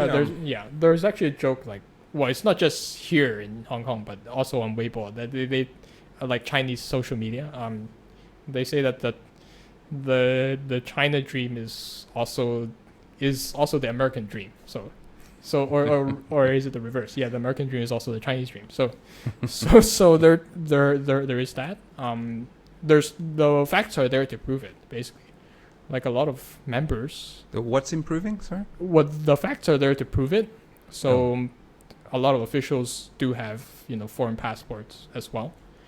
So in a way, you can basically see China, like, a different perspective of seeing China is that it's kind of like a plantation of sorts, where you basically exploit everybody who couldn't get out, and then with your ill-gotten gains you go elsewhere to spend that. So, for example, a lot of them have Canadian passports, have Australian passports, so they will basically get their money out of China. But then actually that money is, it's gained through kind of shady means. And so technically that wealth was generated by the people in China. Yeah, so you can basically see it like that. And I think only when we can fully understand, like, the consequences, or this whole problem, like, deeper, can we really come to a smart solution. For the moment being, I feel that we are taking every move that our current level of analysis can support, but not. I feel that we can go deeper into it. Yeah. As you know, information doesn't flow in China. No, it doesn't. And just so, because you want to keep your livestock placated so that you can keep milking them, so you can make your money and bugger off to Canada. There's more barriers to that than one. It's not just the firewall. There's also the cultural aspect of it. Okay. So the culture is vastly different, because the fact that you have a cordoned off area means that over time they grow their own culture organically, and that culture is going to be different from outside. So, like, look at, say, fashion or that sort of thing. For example, they will have their own things, their own system of fashion. And then over time they will like that more than what's happening outside, because all their peers are doing what they're doing. So, that influence, sort of ties them in as well. I don't know. I think there's something appealing it's quite complicated. I think it's also something appealing. If you're looking for fresh new stuff, then you go abroad. Yes. At some point suddenly they would change, and actually that will come out and say, oh, actually that makes me a lot better, so that I'll just do that. Okay. But I guess there is a point threshold that they need to cross in order to get to that. Okay. But the problem is that most people are actually below that point. Okay. Like, that's not the average. That's the very top. So for when you're looking at, like, people living in so-called first and second line cities, and then So everyone else. what is first and second line okay, cities? What sorry. are those? So first line city is like Beijing Okay. or like Shanghai. Well, Hong Kong doesn't have a line, or not yet. Second line is. I'm not sure we will rank entirely first. Like if after everything has happened, it's No, it's very I think we uncertain. will be But I like the think we'll- last one. It'll be like Molotov cocktails on the street, you know. Yeah. Yeah, so it's hard to tell. Yeah. We might not have a line at all, but okay. So, and then third line would be the cities that are next to the second line cities. So like second line would be like Chengdu, Okay. in Sichuan province, but then Yeah. third line would be like near that, but then you probably wouldn't have heard of it like as a foreigner. Nanjing is that second line? I'm not sure about it now. Okay. Might be right now. And Shenzhen would be first line now. Pretty much. Okay. Yeah, it has a lot of people in it for Right. one, and the GDP is quite significant. So you were talking about the first line, second line, and then you're going to make sorry. a point. Where was I going for? I forgot the point where I'm looking. Yeah. We're talking about migration or something. No. No, it was after that. I'm actually not kind of sure about that. Yeah, I don't know. We can probably just okay. So there's like a line of like a kind of dividing line among that distinguishes people who can go abroad and people who can't. Oh yeah. And then the people who can, they will have very different senses, tastes than the people who basically can't. And it's really quite apparent, yeah. So the people who are probably gonna make any changes are probably gonna be the ones who are more connected abroad. So I guess when there is change, I think that will tend towards becoming more synchronized with what is abroad. But then that will also depend on what abroad means when that time comes, because I think the West has some problems as well. There's a lot of problems. Yeah, it has a lot of you have the nanny state, and then you have from that you have communists and like Antifa and BLM. Yeah, the Marxist elements in the West too. And the masses that are basically indoctrinated in those colleges. Oh, very much so. Yeah. And then basically indebted to to their student loans. So there's a lot of issues there as well. So actually that is a main issue that sort of blocks a lot of Hong Kong people. Like what do you mean blocks? You mean sorry. you makes Hong Kong people not want to go there because of that? Yes. Because you don't want to see like early stage communism Yes. rolling out, typical strategies that the CCP used to fuck over their country. Well, It's yes. similar sort of things are happening in the West. Yes, so there is that issue. So of course there's the initial excitement over the BNO passport holders being allowed to be resident in the UK for at least 5 years, and then get citizenship on the 6th.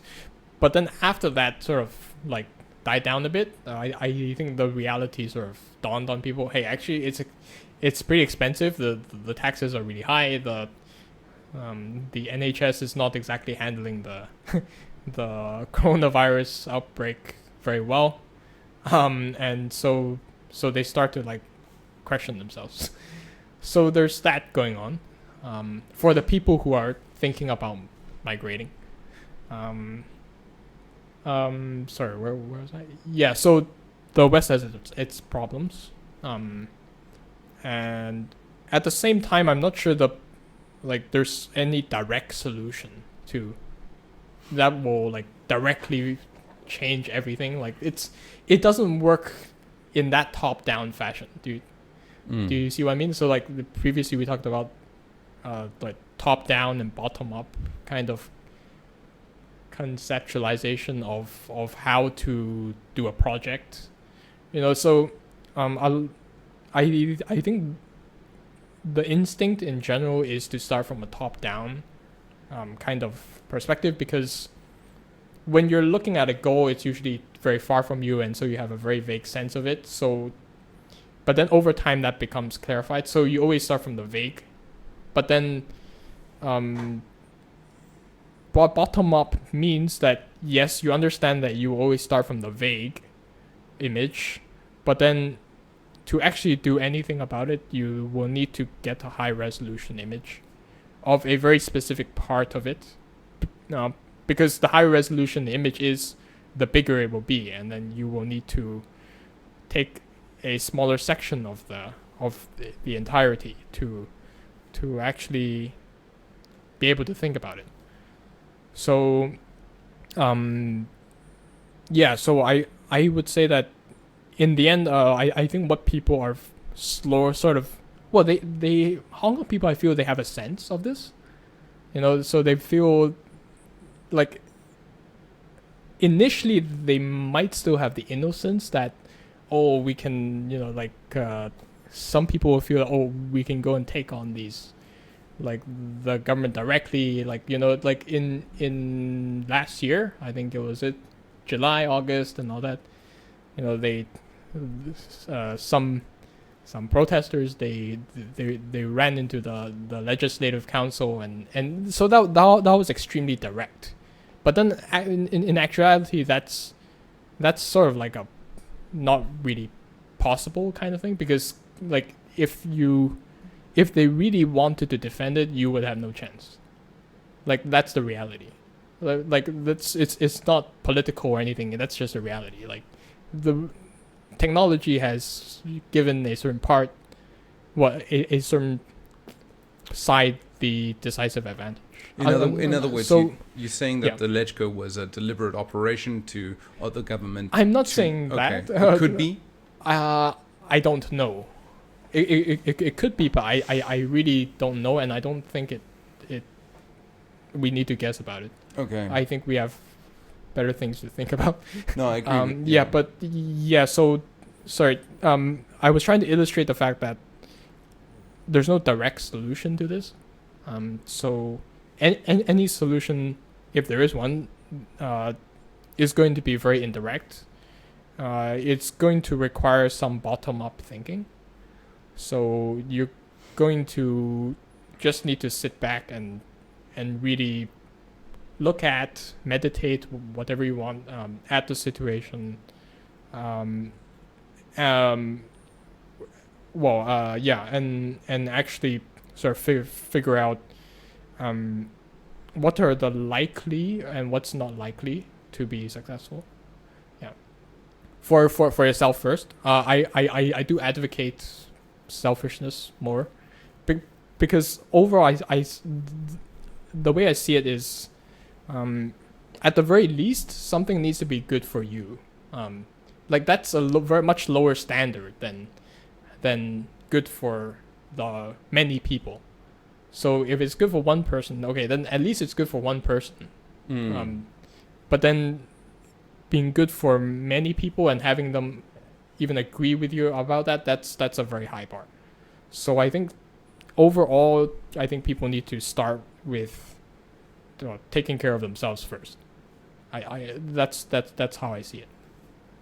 I think that overall, I think actually Hong Kong people, one thing that really amazes me about Hong Kong people is that I'm not sure if it's like similar everywhere, but Hong Kong people is the only people I've sort of experienced personally, so that's the only one I can talk about. So directly, but they tend to be able to just mysteriously find that optimum balance or that optimum path, no matter where, how bad the situation was initially. So like, for example, June 12th, I think that was a extremely traumatic thing for a lot of people. But then especially I would say the people who weren't there actually were also very traumatized. I felt that the mood had just changed in the office in the weeks after. It's not really detectable. I'm not sure people really talk about it directly, but then there's always that effect, and it's hard to describe. It's more of it's like a quiet. It's just a bit more quiet. Yeah, sorry. Yeah. So, but the message I want to sort of sum up that about Hong Kong or the situation is that if for nothing else, you just have to have some faith in yourselves. It's very hard to figure out the whole problem, to figure out what to do next. As a whole, that's way too big of a problem. But then it seems that if each person sort of figures out what they need to do, first and foremost for themselves, that actually the whole situation will take care of itself, and it will actually often be better than you thought. And I think that's the best I can say for a kind of confusion and this cognitive dissonance that we're having as people living in the city like today. Yeah. So it's not a very direct answer, but I think that's basically carpet bombed the whole possibility, the whole space of possible answers, such that if you add them together, I think that's a solution. Yeah. It's a very, I think for a logical person, but I feel that the more logical one is, the harder the jump is going to be, because logic often means that you need to go down to the nitty-gritty of things, and you have to see a high resolution of the whole situation to reason about it. You need facts, you need evidence, you need many details, and so it is often hard for us to zoom up just a little bit and see that, okay, if actually, suppose everybody actually thought rationally, or that most people are thinking rationally, then overall actually that will lead to the optimal outcome for that period. And the thing about that is that it's true, you might fail compared to that objective, but that's okay, because no one knows for sure anyway, and that's the best you have. And I think it takes some faith, I think, to sort of accept that.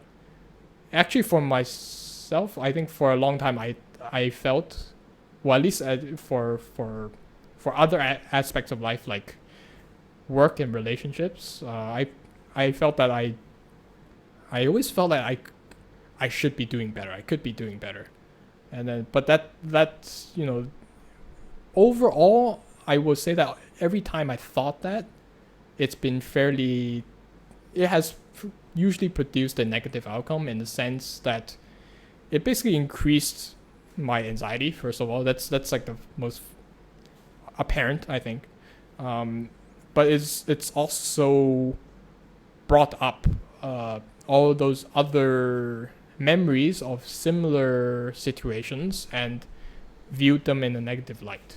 And if I do that enough, I will become depressed. And then so I've sort of learned that, like, cognitively, that it's easier to just let go instead of have to suffer through that kind of anxiety. Although at the same time, I think there's always two sides of the story. So the thing about anxiety and depression is that it actually helps one think rationally, or at least in my case. It makes me think a lot deeper. Like it basically motivates me to go higher definition, higher resolution into the problem, and to actually dig up okay, what actually happened, do a root cause analysis kind of thing. And so that's actually not all bad. So I guess the optimum is probably like a balance of the two. So yes, I can be anxious sometimes, but then eventually I think what matters is not whether I get anxious or not. It's that I can ease out of that mood, like after a certain time, smoothly. And so being able to transition out of it, I think is the key. It's the whole goal is not really to not be anxious. So applying that back to, I think, Hong Kong, I think we should try to have it's very cliched, but it's like to have a positive attitude to the problem.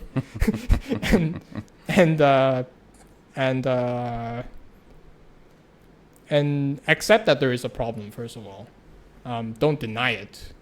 Like if you're scared, like don't stop, like don't censor yourself and say that I'm not scared. Like that would be the really bad. Like that would be The communist way. that would be bad even for a communist. I think it's that bad, because it's basically it would be like a communist using communism to attack themselves, and then that would be very strange. Like it's strange territory. So sorry, where was I? Yeah. So yeah, I feel that people just need to accept that there is this challenge right now. Yes, there are some limitations. Yes, protesting is unfortunately not going to get everything that you want out of it. That's unfortunately true.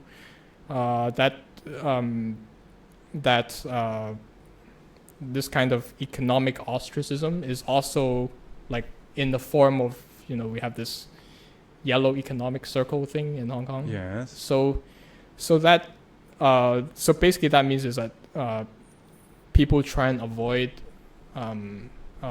being consumers of like CCP or government related enterprises. But the thing is that at the same time, when you get to a certain level of success, which I would say is actually really big right now, like it's, well, at least in certain industries, it's actually very big. You will start to infringe on the natural advantages of the state, which is basically aggression and basically what? Irrational. Which is basically aggression. So Aggression. if you're too successful, I mean, like at some point they're gonna really see that they're really threatened by that, and then at some point they're going to pull out their trump card and like shut you down. So I'm not saying that's right or wrong. I'm not, like, first of all, I'm not trying. Yeah, okay. I think we both know what it is, but then psychologically, to think about it deeper, we sort of need to refrain from morally judging it for a moment and actually see it for, okay, they actually have Just state it as is, basically. Yes. And I don't let's Yes. not have any sort of emotional Yes. baggage associated with yes, it. or moral baggage even. Or moral, it doesn't matter. Yeah, just Yeah. like state it as Yeah. is, and then it's Yeah. easier to just talk about Yes. it as just things. Yes. Like, oh, this is a black thing, and Yes. that's a glass, etc. Yes. So for example, I think, was it today or yesterday? So some chef of a certain restaurant that previously declared itself as a yellow restaurant, I think he was assaulted by two people, and then they broke this big glass bottle over his head and then sent him to the hospital. So things like that happen quite often these days. Yes, there's a real, well, of course the violence is not going to make you feel any good, but the fact is that you, like, anytime you're in Hong Kong, I think so Hong Kong has really changed, of course, but then you need to sort of accept that as a possibility, and at some point you will need to figure out how to be prepared for that sort of eventuality. Yeah. So the way I see it is that it's not moral or immoral to be prepared. It's overall good. Like it's good for you, and it could be good for other people around you. And so it's well, of course, that if you're too successful at that, then you will also infringe on. Sorry. Too successful. If you're too successful at being very well prepared and you stand out, then at the same time, then they will start feeling threatened about that, and then they will also try and cut you down. So there's that reality there. I think I like to think of Hong Kong people in general. Like you know what the CCP sort of calls protesters in Hong Kong. They call them cockroaches, basically. Mm-hmm. So like dehumanization, basically. Of course, yeah. Yeah. So, but then the thing about that is, it's not entirely like there is a little bit of essence of that, in the sense that cockroaches are very adept at they adapt and overcome winters, and they can run some sort of natural search algorithm over a certain territory and find their food, so I see that as what Hong Kong people have always been doing.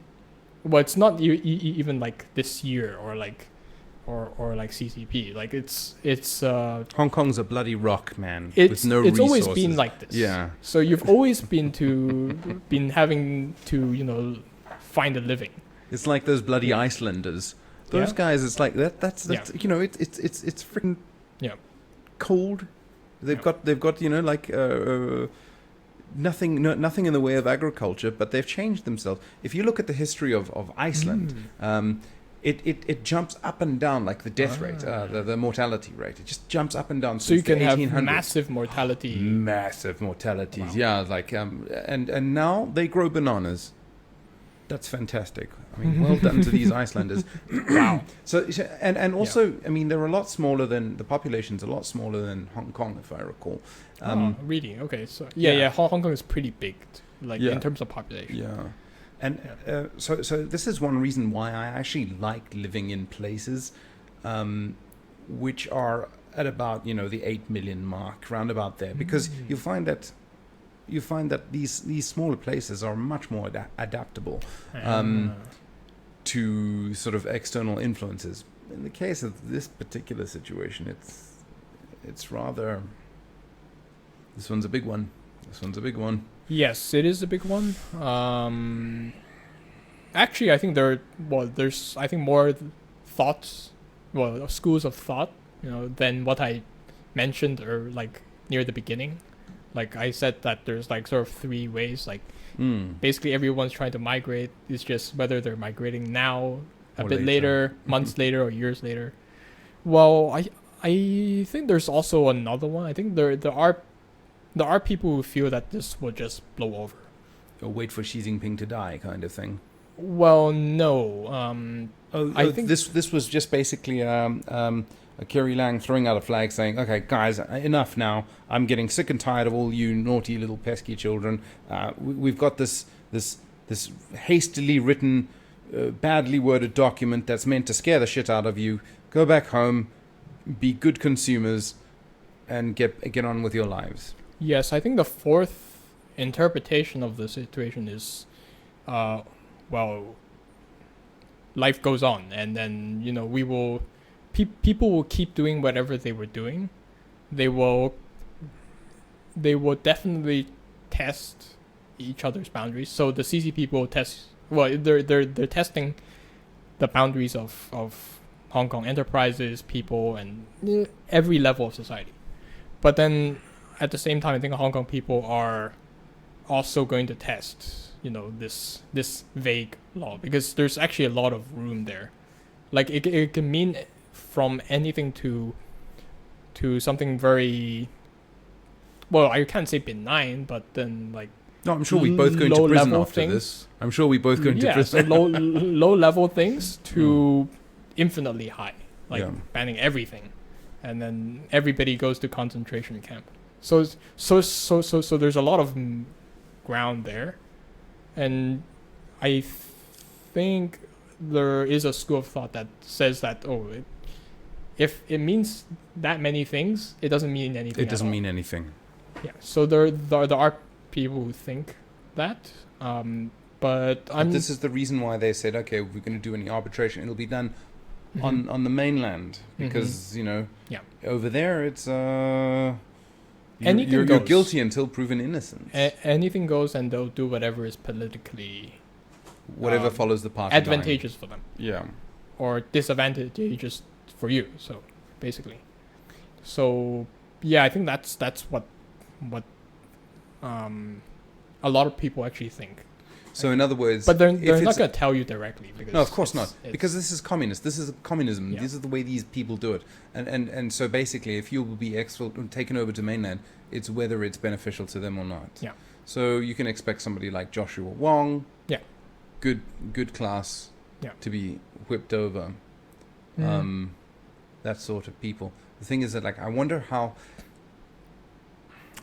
deep these communists want to plow into Hong Kong. You know what I mean? The way I see it, I would go back to the fact that, or the is a presupposition almost now, because I sort of assume it's true, that direct action doesn't work at all. So direct action in the sense of protesting? Or? If it's too direct, like you are basically asking them to remove themselves, well, that's not going to happen.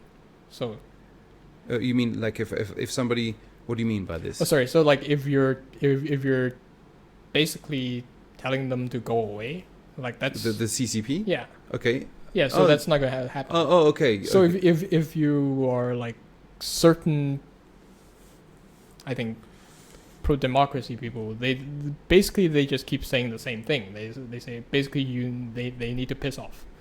Yeah. But then that's not really a solution.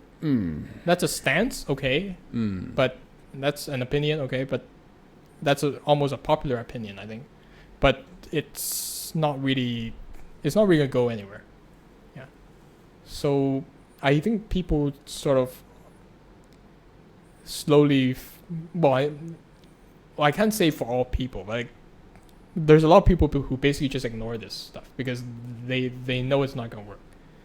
So, but then there's also some people who are more driven to principles. They believe in democracy and all that, and so they just go with it. They just support them and hope for the best. Yeah. So I think there's many different ways, and it's everybody is just doing their thing, and believing that works. Well, because because their thought patterns and experiences have driven them to see that as the best course of action. So I think ultimately we need to at least start from the perspective of mutual respect first. So you think what you think because of your experiences and a whole lot of things that I have no idea about. And so the default strategy or the default action is always to respect first. I think there's these universal things that I think Hong Kong just has. So its software is still very good in this respect. Like software as in all of the stuff that I almost cannot have enough words to describe. So like things like basic respect, like how to work together, that kind of trust thing. So it's Hong Kong still has a lot of things going for it. The CCP obviously will want to take. Well, they have already taken a huge slice of the pie for many years. What have they taken? Well, okay. Like for example, you have the housing prices go up. Like a lot of speculation and all that.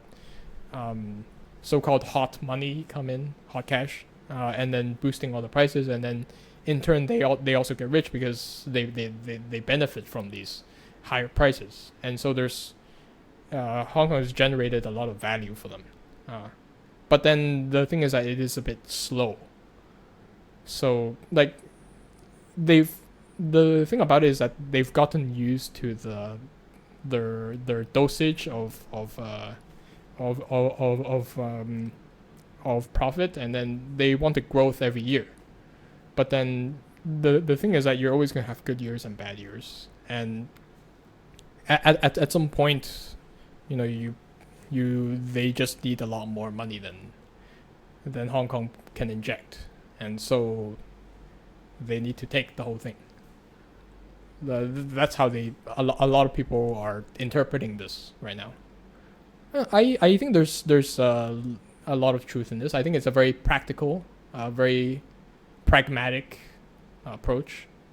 Like, yeah, we all know that big governments, you know, they cost a lot of money, and they cost more and more money, and they funnel more and more into their special interests. Yeah, so I think it's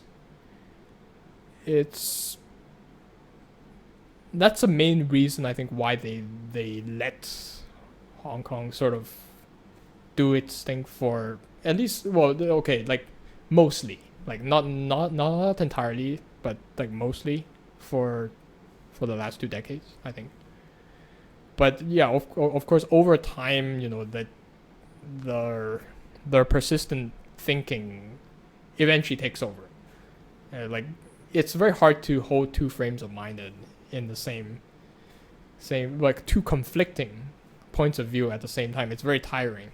So eventually they just collapse onto the original one. So I see what you mean. Yeah. So it's I think it's one way to interpret this situation. But I'm not sure if they can really get themselves out of this frame of mind anymore. Like, I believe it took a lot for them to sort of open up. Like, it took a very catastrophic event, I think. Like, you mentioned very early on about the collapse of the Soviet Union. Yeah. So I'm pretty sure that had a big effect on Yeah. China, and I think it took something of that magnitude to sort of to shake it up. But then, like, I'm not sure they will be able to get out of the current loop of increasing control, and then while you're increasing that control, you become less grounded in reality, and then that leads to more problems, more issues, and of course some of those people will probably speak up, and then you will need to deal with them, and then and then you need to increase your control, and then the loop just keeps going and going and going. I'm not sure they can really get out of that until they you know, either hit a very catastrophic event, or they end up in a war or something. But but again, you know, it's a very interesting time. Let's just put it that way. It's I'm not sure anyone has a direct answer about what's definitely going to happen, but the way if I were to start, like, okay, because we're analyzing at the level of like CCP and like at a global perspective, I think international relations is a relevant area to invoke. Hong Kong is fundamentally, I think, is what not a lot of people say that anymore, but then it's basically like a treaty territory. So it was formed as a result of some treaties throughout the history, and that's basically but that's basically broken now. So because one party has broken the treaty, I mean that should not be taken lightly by any party, because from the perspective of the state, or like all of the foreign countries, they are going to see that as a, well, if we let other parties break their treaties so easily, then like any treaties we sign with anyone else or any treaties that we have signed are going to be just meaningless. Yeah. Because that person just broke the treaty, so what makes them think that we can't break ours and get away with it too? So there's a big problem here, I think, that the West will need to solve. But at the same time, hopefully, I think when they do solve it, they will learn something, and that might remind them of what they were and how they became successful. Yeah. It was very amusing. I watched the parliamentary discussion in the UK shortly after the announcement of the national law. Dominic Raab, I think he was Yes. the chap sort of heading up that thing, or whatever that thing is. Do you want some more water? Yes. Go on. You run along. Help yourself. So it's a toggle switch. You just yeah. One press turns it on, and then press it again to turn it off.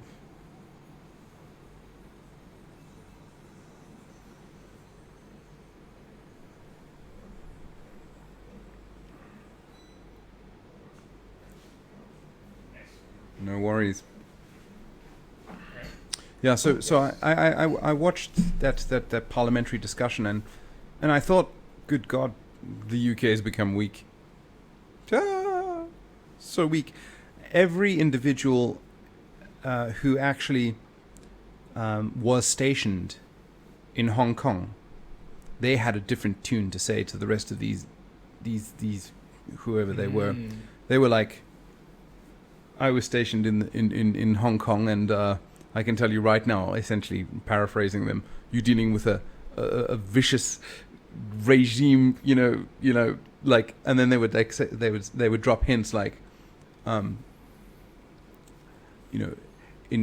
80 years ago, we used to treat dictators with a lot, a heavier hand, essentially. Sort of these sort of round, hints at actually you need to treat this particular thing extremely seriously, to the point of boots on the ground here in Hong Kong, and essentially that's what it is. Mm-hmm. It's a treaty violation. It's a contract violation. Yeah. China has defaulted. Actually, Hong Kong is now independent, or I don't know. Does it go back to the UK? Who knows? But I mean, if it were to go back to the UK, then the UK could probably just hand it over, or say it's a free state or a free country. But the argument that Hong Kong is too small is completely ridiculous, because look at Iceland. It's like the population is much smaller. True. And yet Hong Kong is one of the financial capitals of the world. Yeah. So I mean, it's rather amusing to see the wording of the national law, insecurity law, about how it promotes or increases or strengthens this one country two system, when it completely doesn't. This is so communist double talk, man. So communist double talk. So yeah, I'm not sure. I don't think the West is strong enough to come in with boots on the ground. I think they're a nanny state. I think the Yanks have lost their mind, absolutely lost their mind. They've become too greedy, too I think on the level of governments, international governments, I think that's fair. Yeah, I think there is definitely it's not exactly a simple power imbalance, but I think it's more of an imbalance of political will. So basically they have many different perspectives, so they're not so unified, and so they're not as unified as in terms of determining what course of action to take and then committing to it. So I think that's just a problem that, well, it's both a problem and a feature. I think the feature part is that at the same time it means that it's a lot harder for one faction to take full control of it all, because it's so they're all not so aligned with each other, but I think I still choose to see that as a feature more. Like that's it's I guess it's a fact that I feel that it's not very. I don't see how else it could be. Like, I feel that it's just a natural state of evolution that the West has reached. So you have all this fabulous technology, the satisfying of wants and desires, and then now you have basically people who are more focused than anything else about things that people previously would have totally not thought about at all, like social justice, or let's not just have equality of opportunity, but let's have equality of outcome. But that's communism by itself. Yeah, isn't that's basic communism. Like but at the same time, I feel like they are really pushing the limits of possibility. Like it's to the realm that is basically not possible. But then the problem is that they have this drive to just challenge reality as much as they possibly can, to the point where they are now in a realm of contradictions and impossibility. Consuming themselves. And destroying basically themselves. burning themselves up because, it's a bit like... But that's what happens also in communism. It's like the atmosphere. You when you hit the atmosphere at a certain angle, you just burn up. No. Well, yeah, but like within communism, that sort of thing happens too. But what happens is the most thuggiest, the most vicious, the most nastiest person will then take control of this by putting knives in the backs of the weaker people, as is the case with Xi Jinping. Well, I would say that at this... It's too early for that in the West. Well, when the situation arrives at that point, like it becomes that worsened, that's the only thing that you can do to survive. Like it's the game has become zero sum, or at least for a moment. Like it has become, I think some people like to call it nihilistic. Just will to power. Nothing else matters. Nothing about morality. Nothing about principles. Just it's like Hunger Games kind of things. Yeah, but that's the Foucault nonsense crap. Just everything's about power and victimhood. So they've, in a way, they've created a self-fulfilling prophecy. Yes, exactly. It's a self-fulfilling prophecy, and as a result, they go around hunting each other and consuming each other. And we're not sure how exactly to get out of that entirely, apart from basically just letting the dysfunctional parts burn away or die away. Maybe. Like that would be the evolutionary solution. Yeah.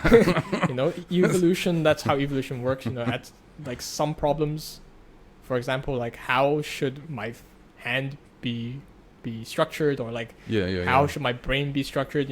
Those are too difficult to what? Well, it's not difficult to engineer, but then to engineer that you need something exponentially more sophisticated to engineer that. I think at this level it's more about ideas or like memes kind of thing. Yeah, and so which ones actually work? Okay, this particular meme has obliterated like an entire group of people. Mm-hmm. Okay, this one failed. It just becomes an evolutionary search. Of sorts. Yeah. Where ultimately survival is all that matters. Yeah. I wonder where communism sits in that. Communism, I think, is at the very late stage of that. It's sort of... well, this survival thing, I think it always exists. But the problem I see is, like, the thing about communism is that the solutions are faulty. Like, they not only do they not work, but they also totally genocidal. But at the same time, like, they do have some observations that I can't say. Coarse grain observations, you mean? Sorry?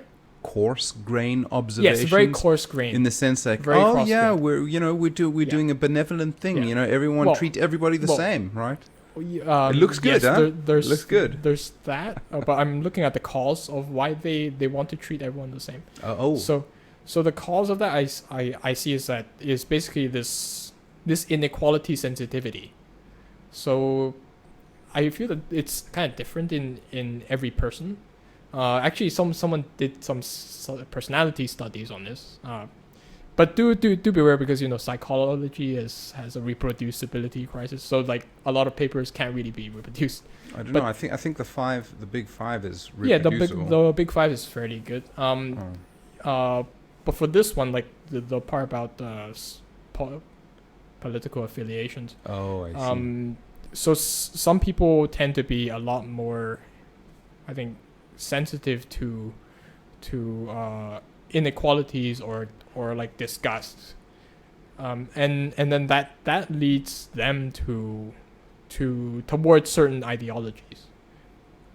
So you're referring, for example, like Adolf Hitler was an individual who got disgusted yes at things quite easily. Yes. So he would obviously create this, siloized, compartmentalized structure. Yes.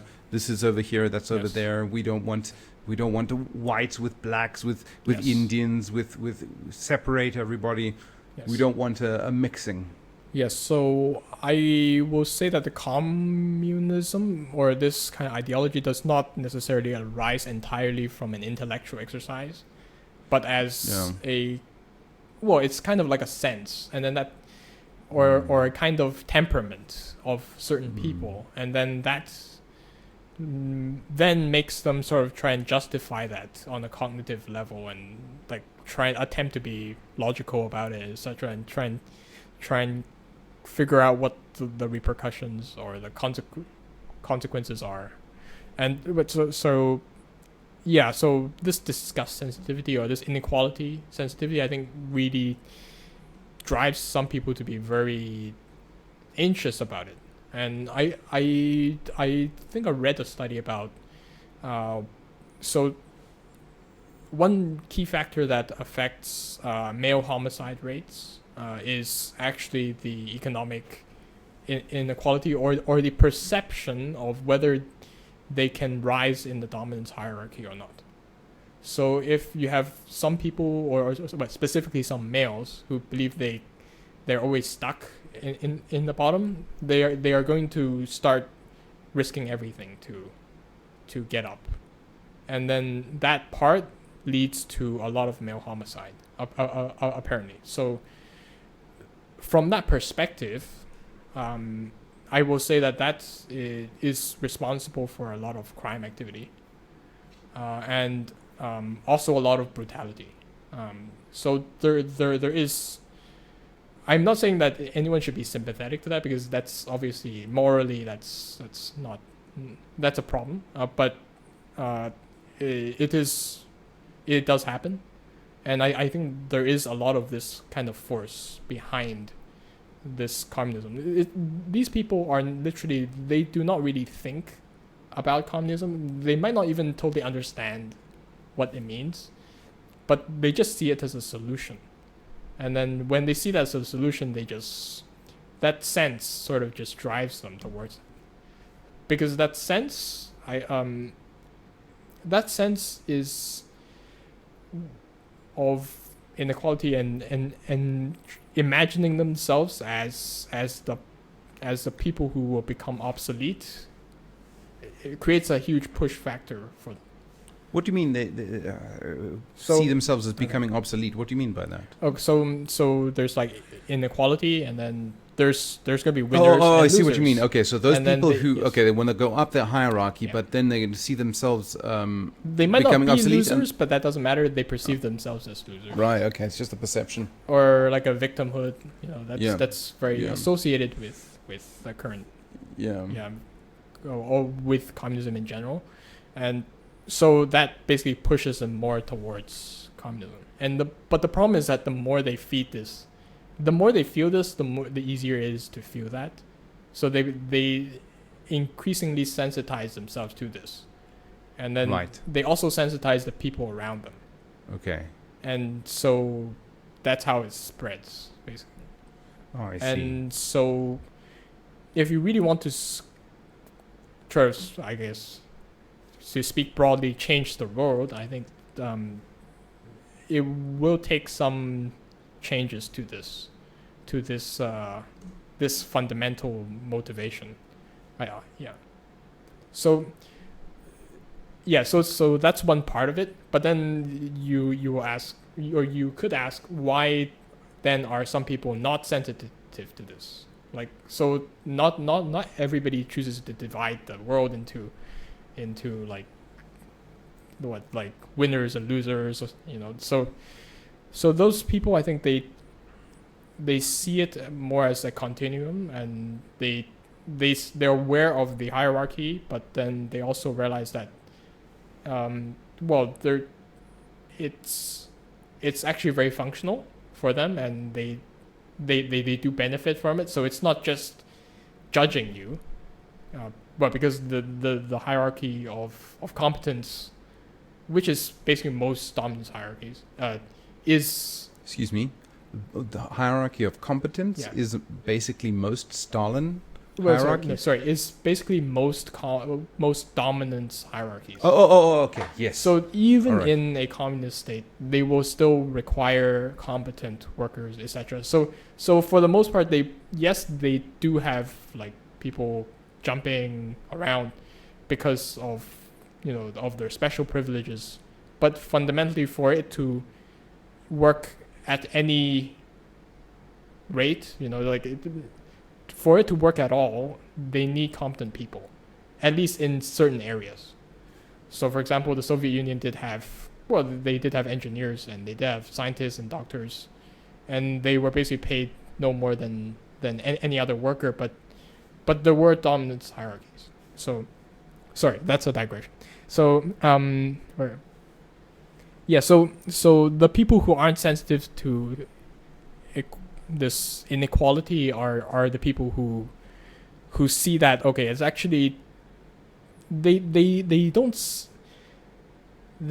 it from this coarse-grained perspective. They see what actually is happening, and from this competence perspective, like, things are actually working because competent people are being promoted and then and satisfactorily rewarded, such that they can continue to do what they do.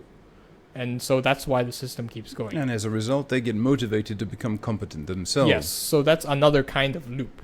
Yeah. But then, you see there's two types of loops. So But then also you would Yeah. want that system to exist in a greater system, which has tight Yes. feedback loops, in the sense, for Yes. example, markets. You're able to determine Yeah. very quickly what's Yeah. going on.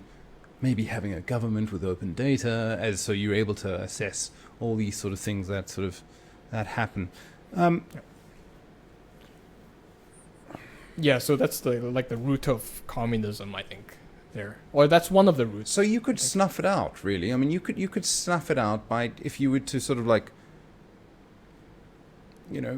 I think it could be as simple as just whoever feels this way, feels this deep sense of injustice. Maybe they need someone to talk to them and I see what you mean. and just Right. figure out why they're thinking this, like so, what yeah. potential trauma that they have had that could have led to this kind of thinking, or biased them towards this thinking. And if you just resolve that, that's all it needs. or maybe not Maybe. even just like if you've got that sort of victim, oh, I'm feeling persecuted, Yeah. etc., etc. I feel I resonate with this group. Then maybe don't go down that path. Think more along the lines of like, what can I actually do? What can I actually do that will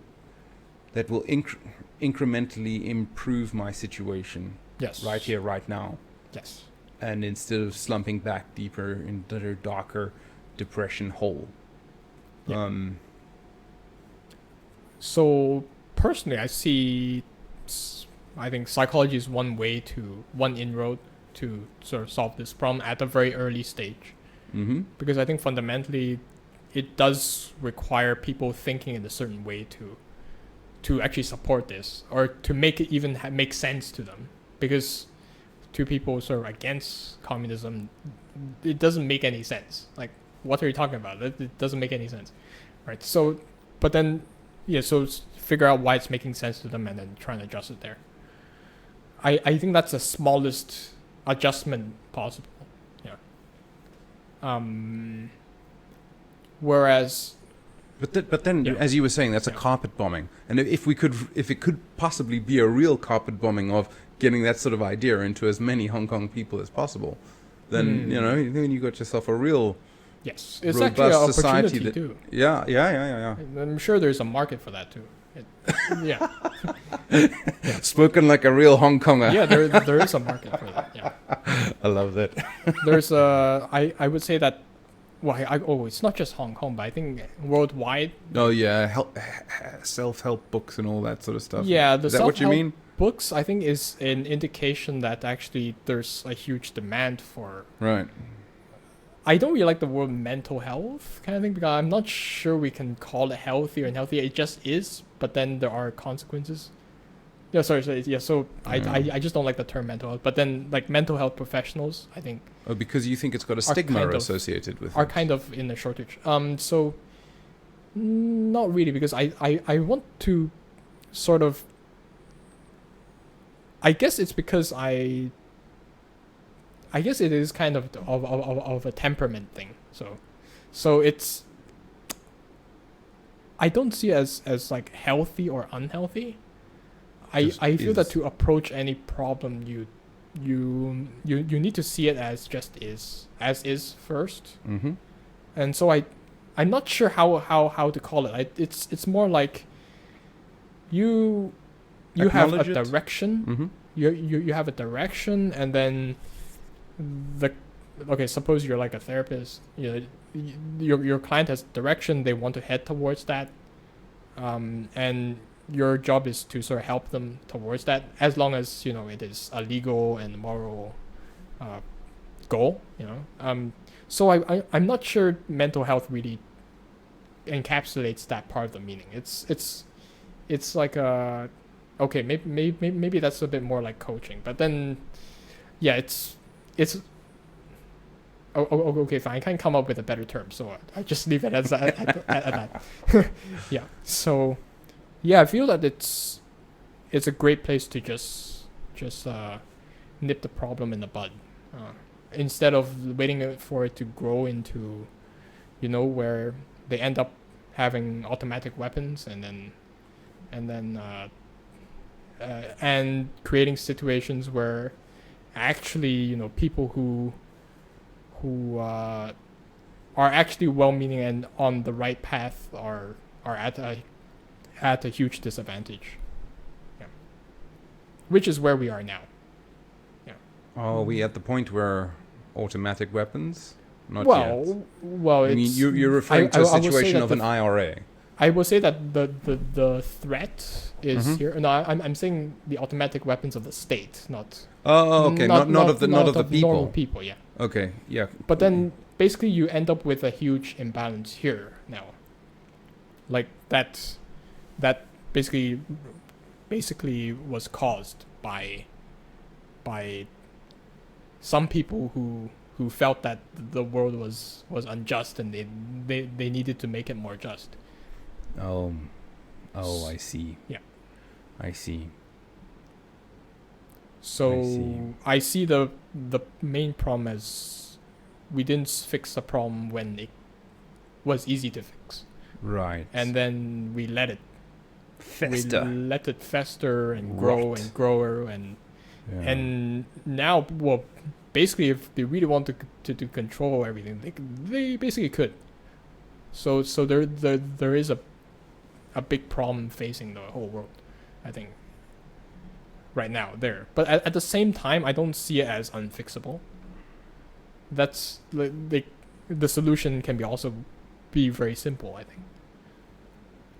Well, okay, fine. Mental health is not simple. It like trying to correct one's sense of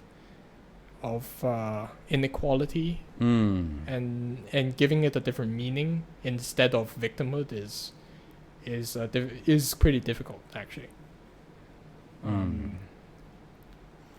Yeah, because victimhood is like a self-reinforcing cycle Yeah. as well. So But this victimhood can also be sliced and diced in so many different ways.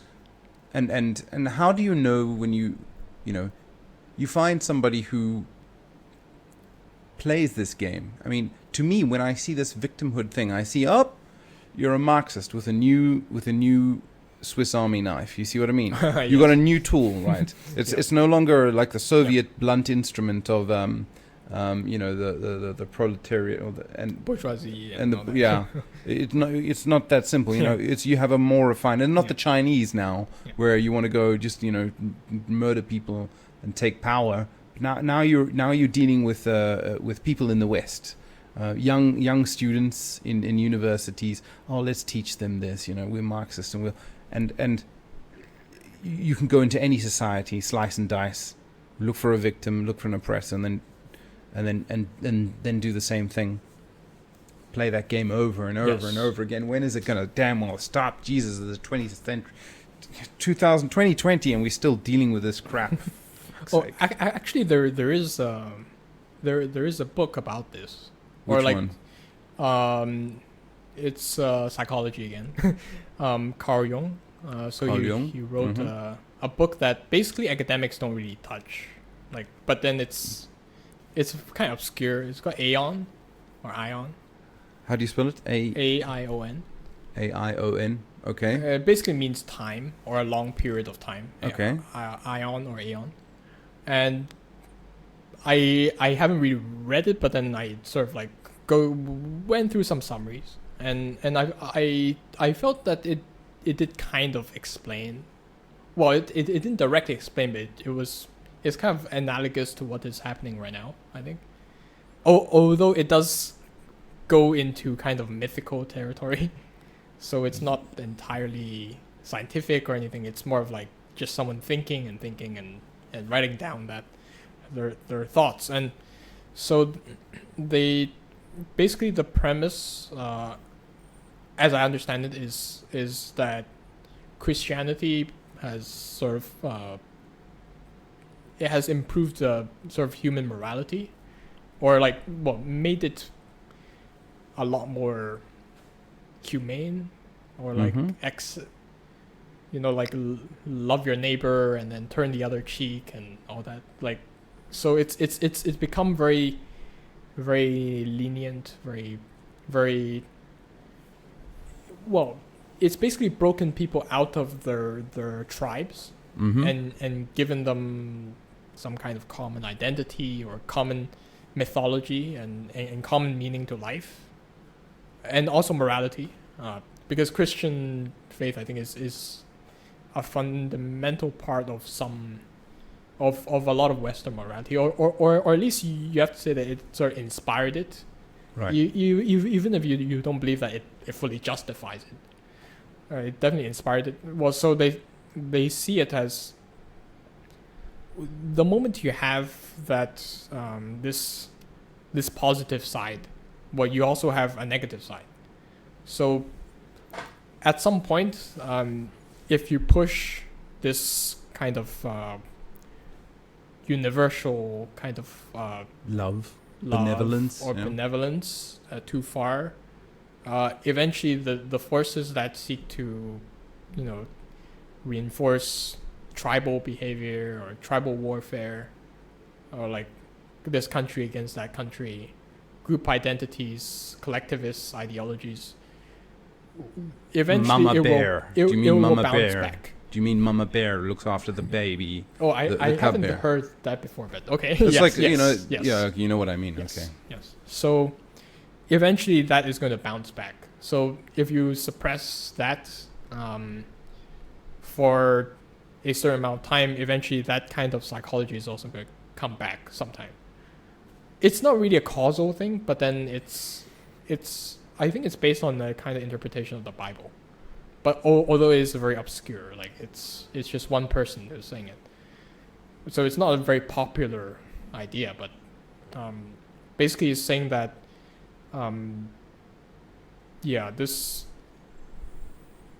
this morality and this golden age will also have like a reverse. Like it's like so you have like a positive side. So for every motivation, for example, like I some positive thing that I do. Let me think. For example, I like to go to work every day.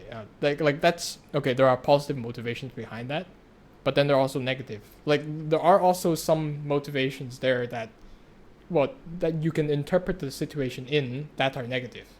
Like they're not intrinsically negative or positive. It's just that you can also interpret that like you can say in some way cynically or negatively. So a positive motivation could be like I go to work every day because I want to support my family or something. But then the negative of that could be I want to run away from my family.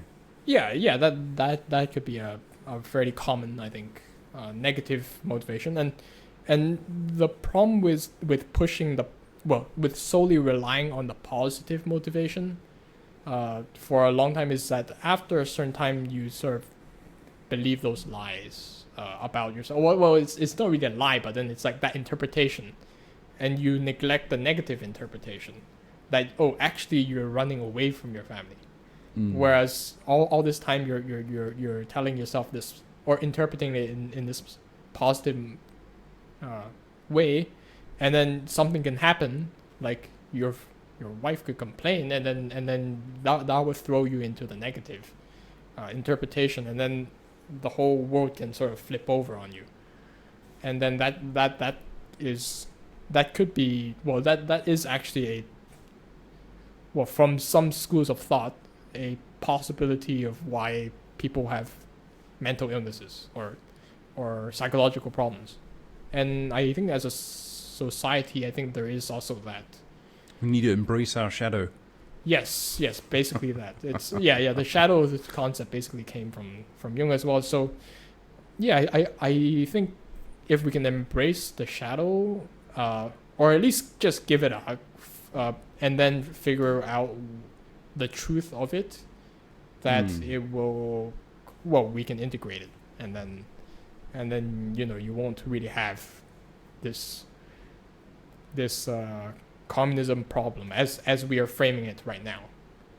So a new kind of thinking can emerge so that we can frame it in a different way, and then how would that look like? How would we embrace the shadow? How would we embrace the shadow such that we're able to sort of like essentially water under the bridge of all the stuff, all the shit that's happened on the streets of Hong Kong, youngsters being locked up, relationships being torn apart, because when your friend gets locked up and thrown in prison, that's when hatred comes in. Yes. That's when you start getting really bitter. Yes. Then it starts to turn into a vicious cycle. Yes. And then from throwing rocks, it starts to become Molotovs, and then from there it starts to become like grenades, escalates, and it escalates and it escalates, and then both sides are going to be armed to the bloody teeth.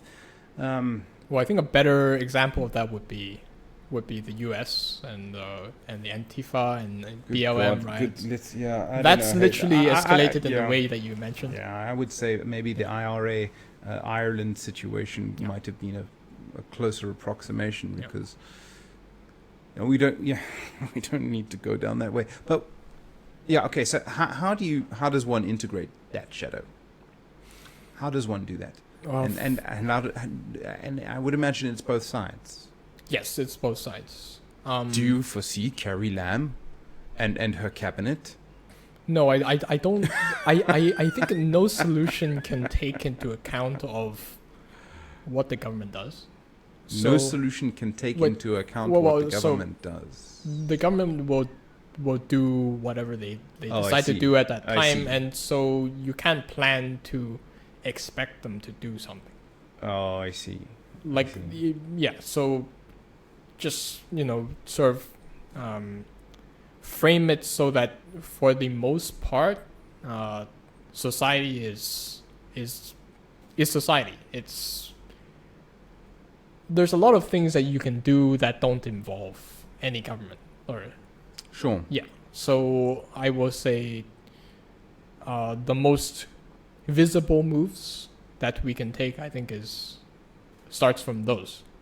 So it starts from relationships and family, friends, colleagues, etc. Yeah, I feel that we need to. That's such a cliche thing, but I know that maybe came out like maybe we need a little bit of cliche now.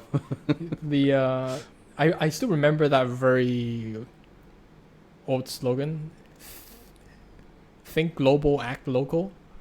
I think for a moment that was the HSBC's tagline, but it's kind of burned into memory and it popped out just now. So, okay. Yeah, I think that's part of it. It's hard to act entirely globally, but don't underestimate the effects of local actions. Yeah, because if you influence one person, they might have unforeseen effects on other people and other people and other people. So in other words, if you've had friends whipped off to jail, if you feel severe, hatred, like as you said earlier on, I think for those a negative emotion is 10 times that of a positive. Yes. So it's like the forces that we're dealing with it's very polarized. Very intense at the moment. It's very polarized. I would probably not start with the most severe case. Oh, I see. Yes. So the most severe cases would be heads of state and also the protesters who have been basically severely punished. Yeah. So those would be very hard to deal with. I think those would probably be the last that you can deal with. So what we can do is probably figure out what to do about the people in the middle, or the people who are closer to the middle first. So the people who, for example, they don't really care about what ideology or whatever. They are in for self-interest. They just want better business. Those people, how do you talk to them? I think someone mentioned if you talk to a pig, you have to talk about food and so if you talk to a business owner, you need to talk about the money and the profits and the bottom line and that they don't really care about anything technical. I think a lot of engineers have encountered that before. Actually, talk about what your boss cares about instead of that's true. Instead of your daily implementation level perspective. So I think that really rings true. But exactly how you would do that, I think that needs a lot of practice. For myself, I can speak for myself. I do have I know people from both sides, so there are both sides. You mean so blue and yellow or whatever these sides are? So some people. So some people who are more pro CCP and people who are not so in favor. And I think it's hard to characterize them as a single stereotype. So people believe in the things they believe for many different reasons. For example, I do have a friend. I think, I can't say for sure, but my guess is that his political beliefs have something to do with his childhood experiences. So I think he got beaten quite frequently by his parents when he was young, and I think what that taught him, I think, was a basically nihilistic kind of will to power. So he's a very competitive person.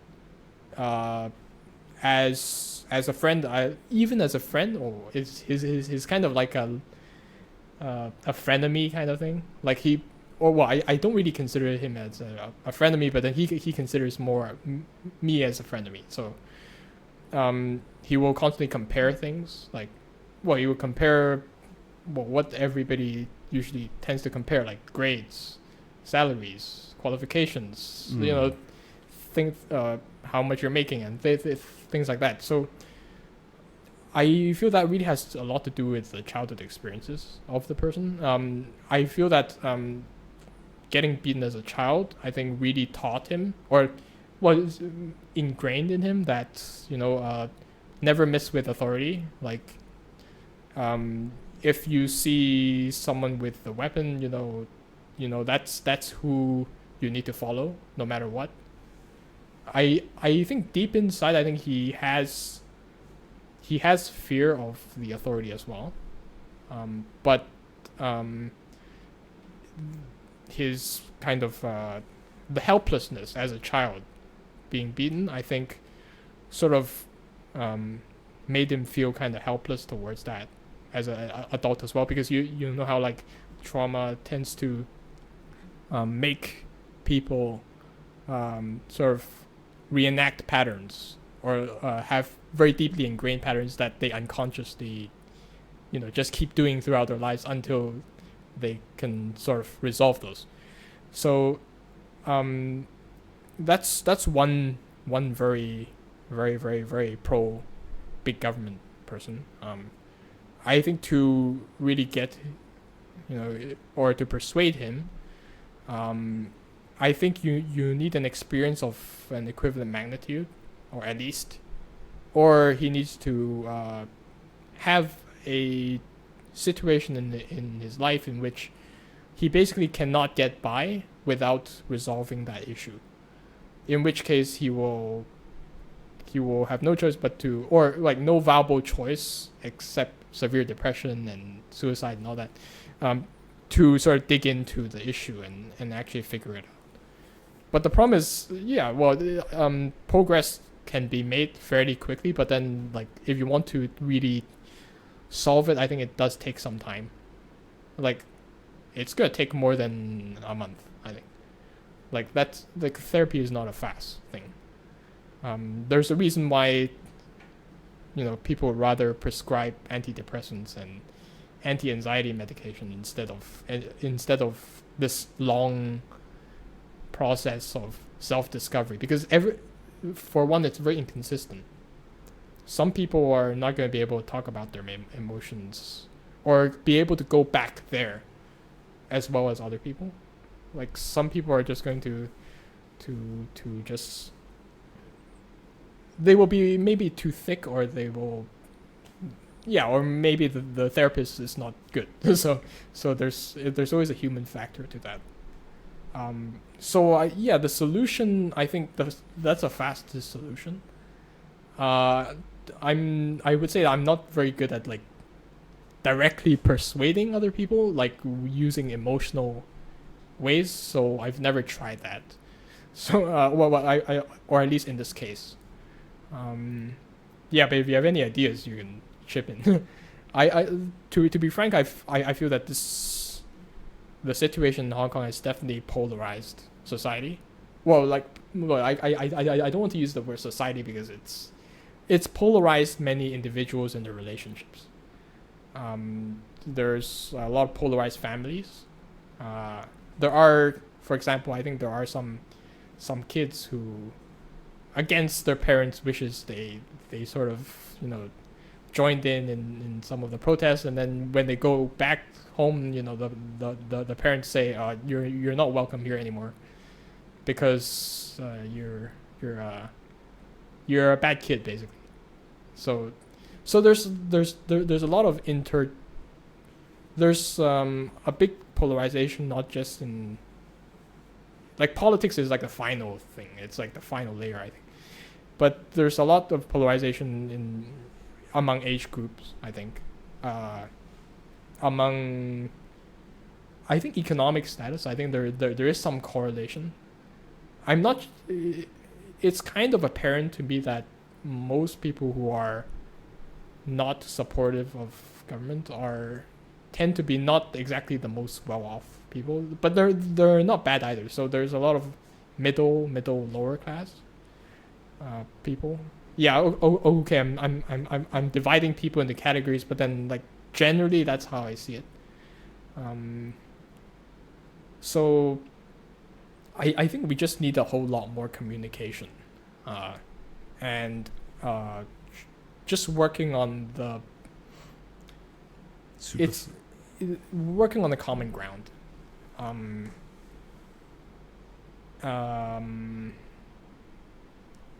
And anything beyond that, I think, is in the realm of technology. Yeah. So besides this, not fixing this polarization issue, I think it's all about technology. After that, yeah, because I don't think of technology as like technology as in code or like that's one level of analysis, but I also see it as it's a social technical system. Okay, that's a pretty textbook word, but yeah, it's every bit as social as it is technical, and if you have different platforms, you will have different users behaving differently, and so I think if we can create different games that I think liberate people and allow them to fulfill their potential instead of telling them what to do and or ordering around and then using the carrot or and the stick in an aggressive manner. I think that would be a good improvement. Yeah. But how you do that, I think there's too many different avenues. Yeah. For example, for something like hiring, I mean, like if you want to deal with that psychological issue, I think for the inequality part, I think that part actually can be sort of fixed with more assessment and training. So if people can sort of so if people can break down jobs into smaller chunks, actually more people can get involved in it.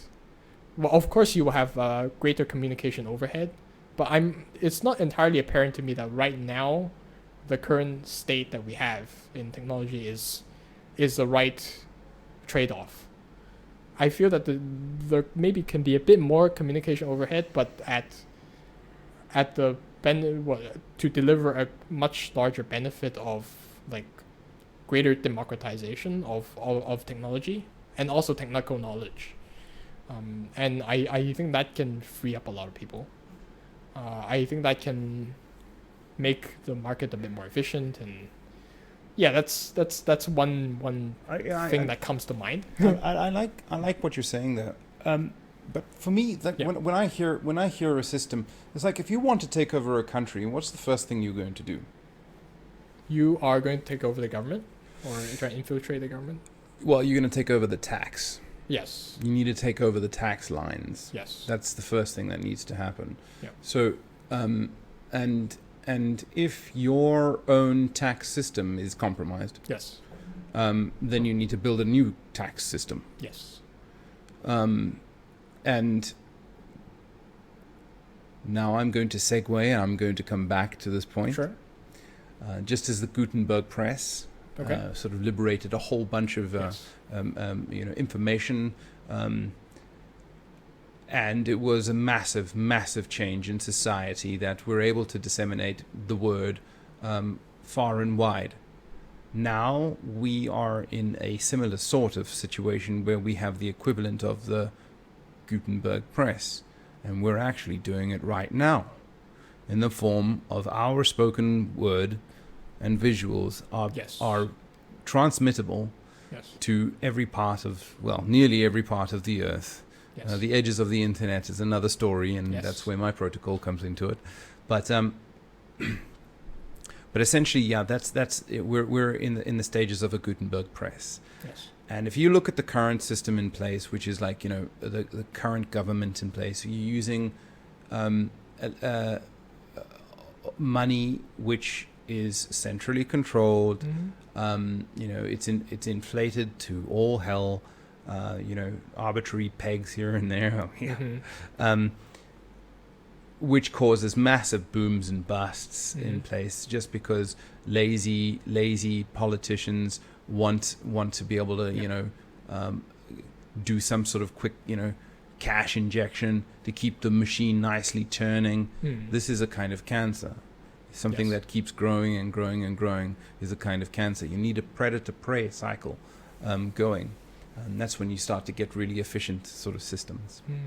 Now I'm going to come back to this situation. Is like all of our governments that currently in place are using legacy systems. We now have a situation where we're able to create a currency in the form of like a cryptocurrency, like a Bitcoin or something, whereby governments, corrupt politicians cannot just sort of dip in and then inflate the monetary supply. In fact, they're actually using that too, like. No, China. this is correct. Yeah, so government like China wants to push out. Maybe you can go into that. Maybe actually, I'm very curious to know what you should know about that. No, when I say cryptocurrency, I'm referring to the ones that a proper cryptocurrency. The public blockchains. Yeah, public blockchains. I'm not talking about your private crap, which you can arbitrarily inflate. Basically, it's a database.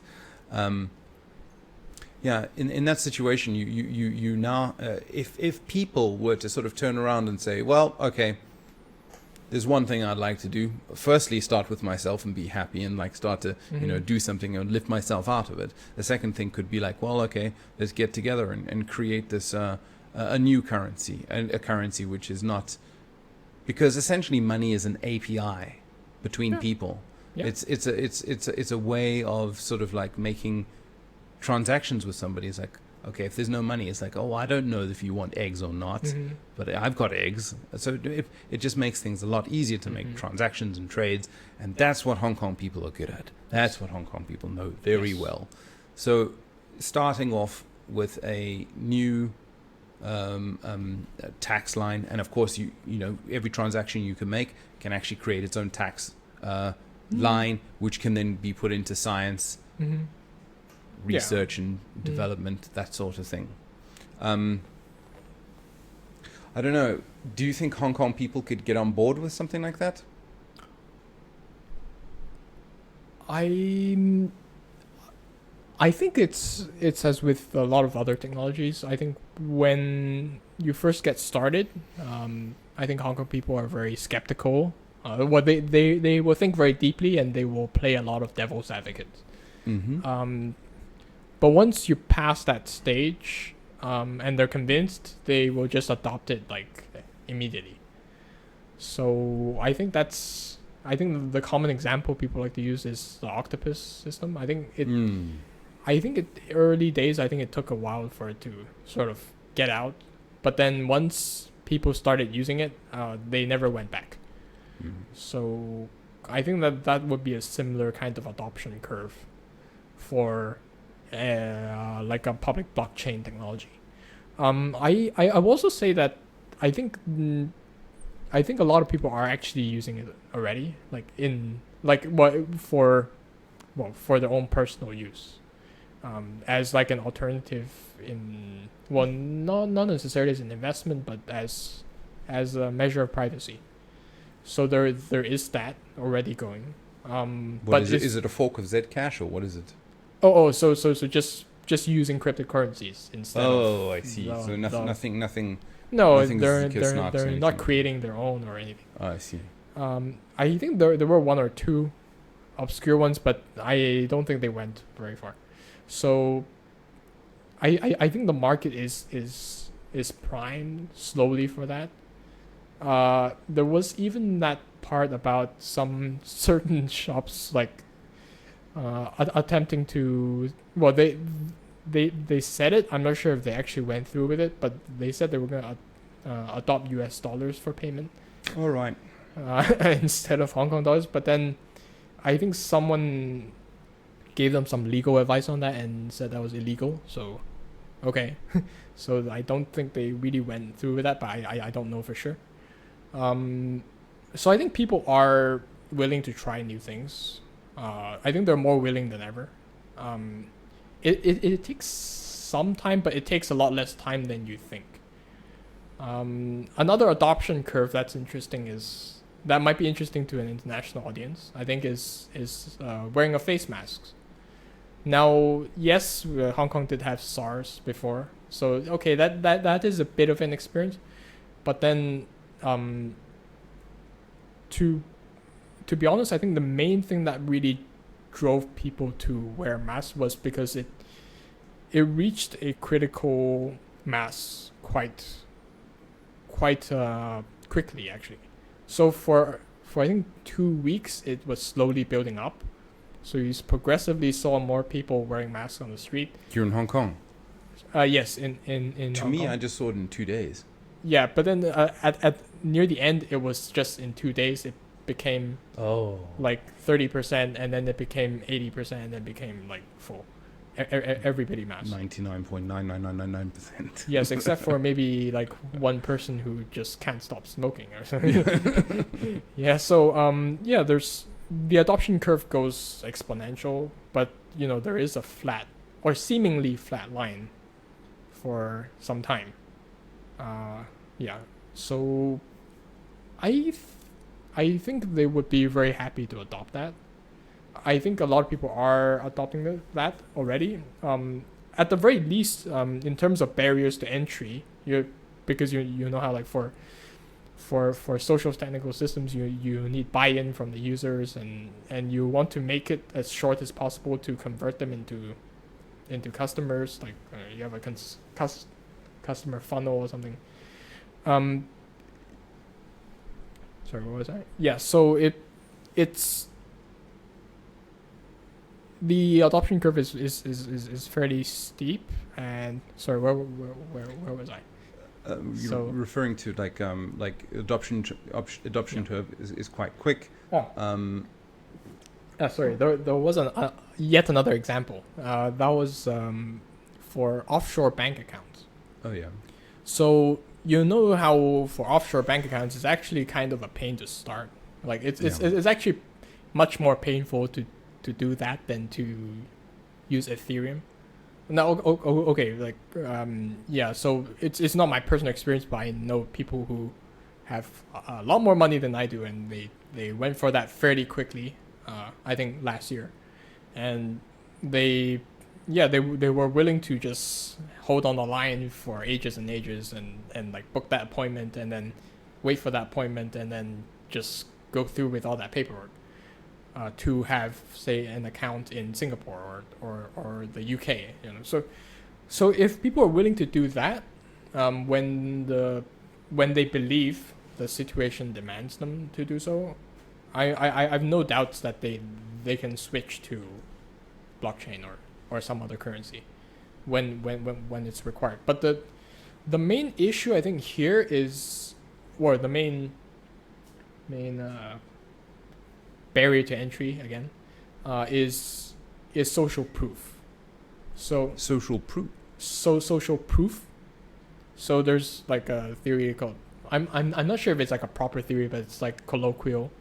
Like basically, for example, I want to start a fashion where people start wearing their collars like halfway. Like right now nobody else is doing it, like except for me. So there's for you the social proof is 1, but then maybe you have a threshold of at least like 10 people on the street before you will start doing this. So it's that matter. I feel that the culture here, well, it's not going to happen Asian, now. You just stopped it. yes. So the Asian culture, I think, requires a lot of social proof. I think flipping it down was also a kind of a subconscious thing that there was no social proof to back me up, so I sort of stopped that. So yeah, I think that's a key part of it. That's also a key part of actually the signal usage. So I sort of did an experiment, like I pinged people on Signal, and initially they replied fairly quickly, but then after a few days they started to like just have double ticks, but they never read it. So it means that maybe they're not as engaged at the moment. So it means that it's actually very elastic in accordance to how anxious people are. So if people are very anxious about their privacy or security, such as when the national security law came out came into effect last week, that's when there was peak anxiety. But then after that, anxiety, like a lot of other emotions, they do tend to wear off a little after some time, and then so that sort of I think led to people sort of going back to their old ways. So I think anxiety or crisis is a great part of like increasing the amount of users, but that alone is not going to do it. I think it really helps for people to have a fundamental understanding of, fundamental understanding still matters. It's not all emotional, it's not all social proof. There is something fundamental about just that logic being able to connect in one's mind, I think, is what really motivates people in many circumstances. So for example, if you have an understanding of or a very basic understanding of like computer security or communication security, like you need to encrypt things, you need to make sure that who you're talking to is who you're talking to, then that's and above that, I think the awareness of what can go wrong, like man-in-the-middle attacks and things like that, I think that's really what motivates early adopters to go with that. And I think the fundamental problem is you basically need enough early adopters to form in a certain space for them to catalyze the next stage of growth. So maybe they all need to be have something in common, or like be in the same organization, or like be all in the same IT department or something. And like out of 10 people, if like 3 people start doing it, and then the others will be more likely to follow. And then once you have those 10 people, and then in an organization of 50, 10 is quite a lot, and then that could be enough to kickstart the next round.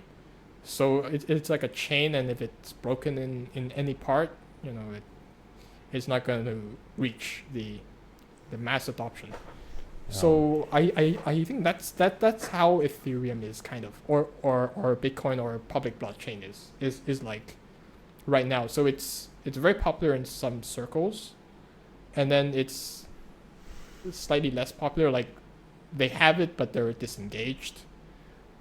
Because there's not this persistent social proof ongoing in their environment. And then there are people who are still like, why should I use that? Why should I use something that is not government backed? Yeah. Actually, that is quite a common objection or counter argument I hear. Yeah. So they just feel insecure about that. Like they'll say for the US dollar, that's, they have the might of the US military behind it. If you start to refuse US dollars in any sizable amount, sooner or later someone's going to go after you on that. And then so they feel that this threat of force is what really matters. And I think that's another kind of proof. Maybe that's like proof by fear. Yeah. So, but how susceptible someone is to proof of fear, I think, is really depends again on their psychology. So, yeah, I guess if you can target all the right people, not all more of the right people, and then start from there. Yeah. That could get the snowball rolling. Hmm. Yeah, for me, it's like retaining or maintaining free speech or free expression is absolutely critical. To me, like Hong Kong's dead. As soon as free speech is over, so like the Hong Kong government has, I think, mandated what's that sentence? Liberate Hong Kong, revolution of our times. Yes, that's I think illegal. that sentence now is now it's that'll get you locked up. Yes. Is that right? Yes. So it's That's what that's the hell. a slippery slope. Yeah, it's definitely a slippery slope. This is to me that it's just so much insecurity. It's just like I'm so afraid, like I'm afraid of these people. I gotta just put this banhammer over here and oh my gosh, it's like if that's the quality of leadership that over there in the CCP, it's like I don't see how. Well, we've already gone into the psychology of a lot of the mainland people. It's like that's how they're there. Yes. The people have allowed it. And it's it's very deep. I wouldn't say that it happened out of nowhere. It is actually, in fact, I think, quite well supported by the psychology of a lot of people. Here in Hong Kong? Oh, sorry, in the mainland. Oh yeah, but surely even Carrie Lam and her department or cabinet must look at this and think, oh my God. This is like, how are we going to? Obviously, because they know the Hong Kong people. It's like, obviously, then this is not going to do anything to Hong Kong people. It's like that's a power of emotion. But yet they're on stage ching-chinging with champagne. It's power of emotion and of these rituals, I would say. Rich worlds, did you say? Yeah. So champagne and all that. That's a ritual. A ritual. So there is some power in ceremonies and rituals. Yeah. Yeah, like modern people will easily dismiss these things, but they do in fact matter to the emotional mind, I think, to a greater extent than you think. Yeah. So I think that's also why they are so sensitive to slogans. So in their world, like this, every little bit matters to them. So it's a bit like how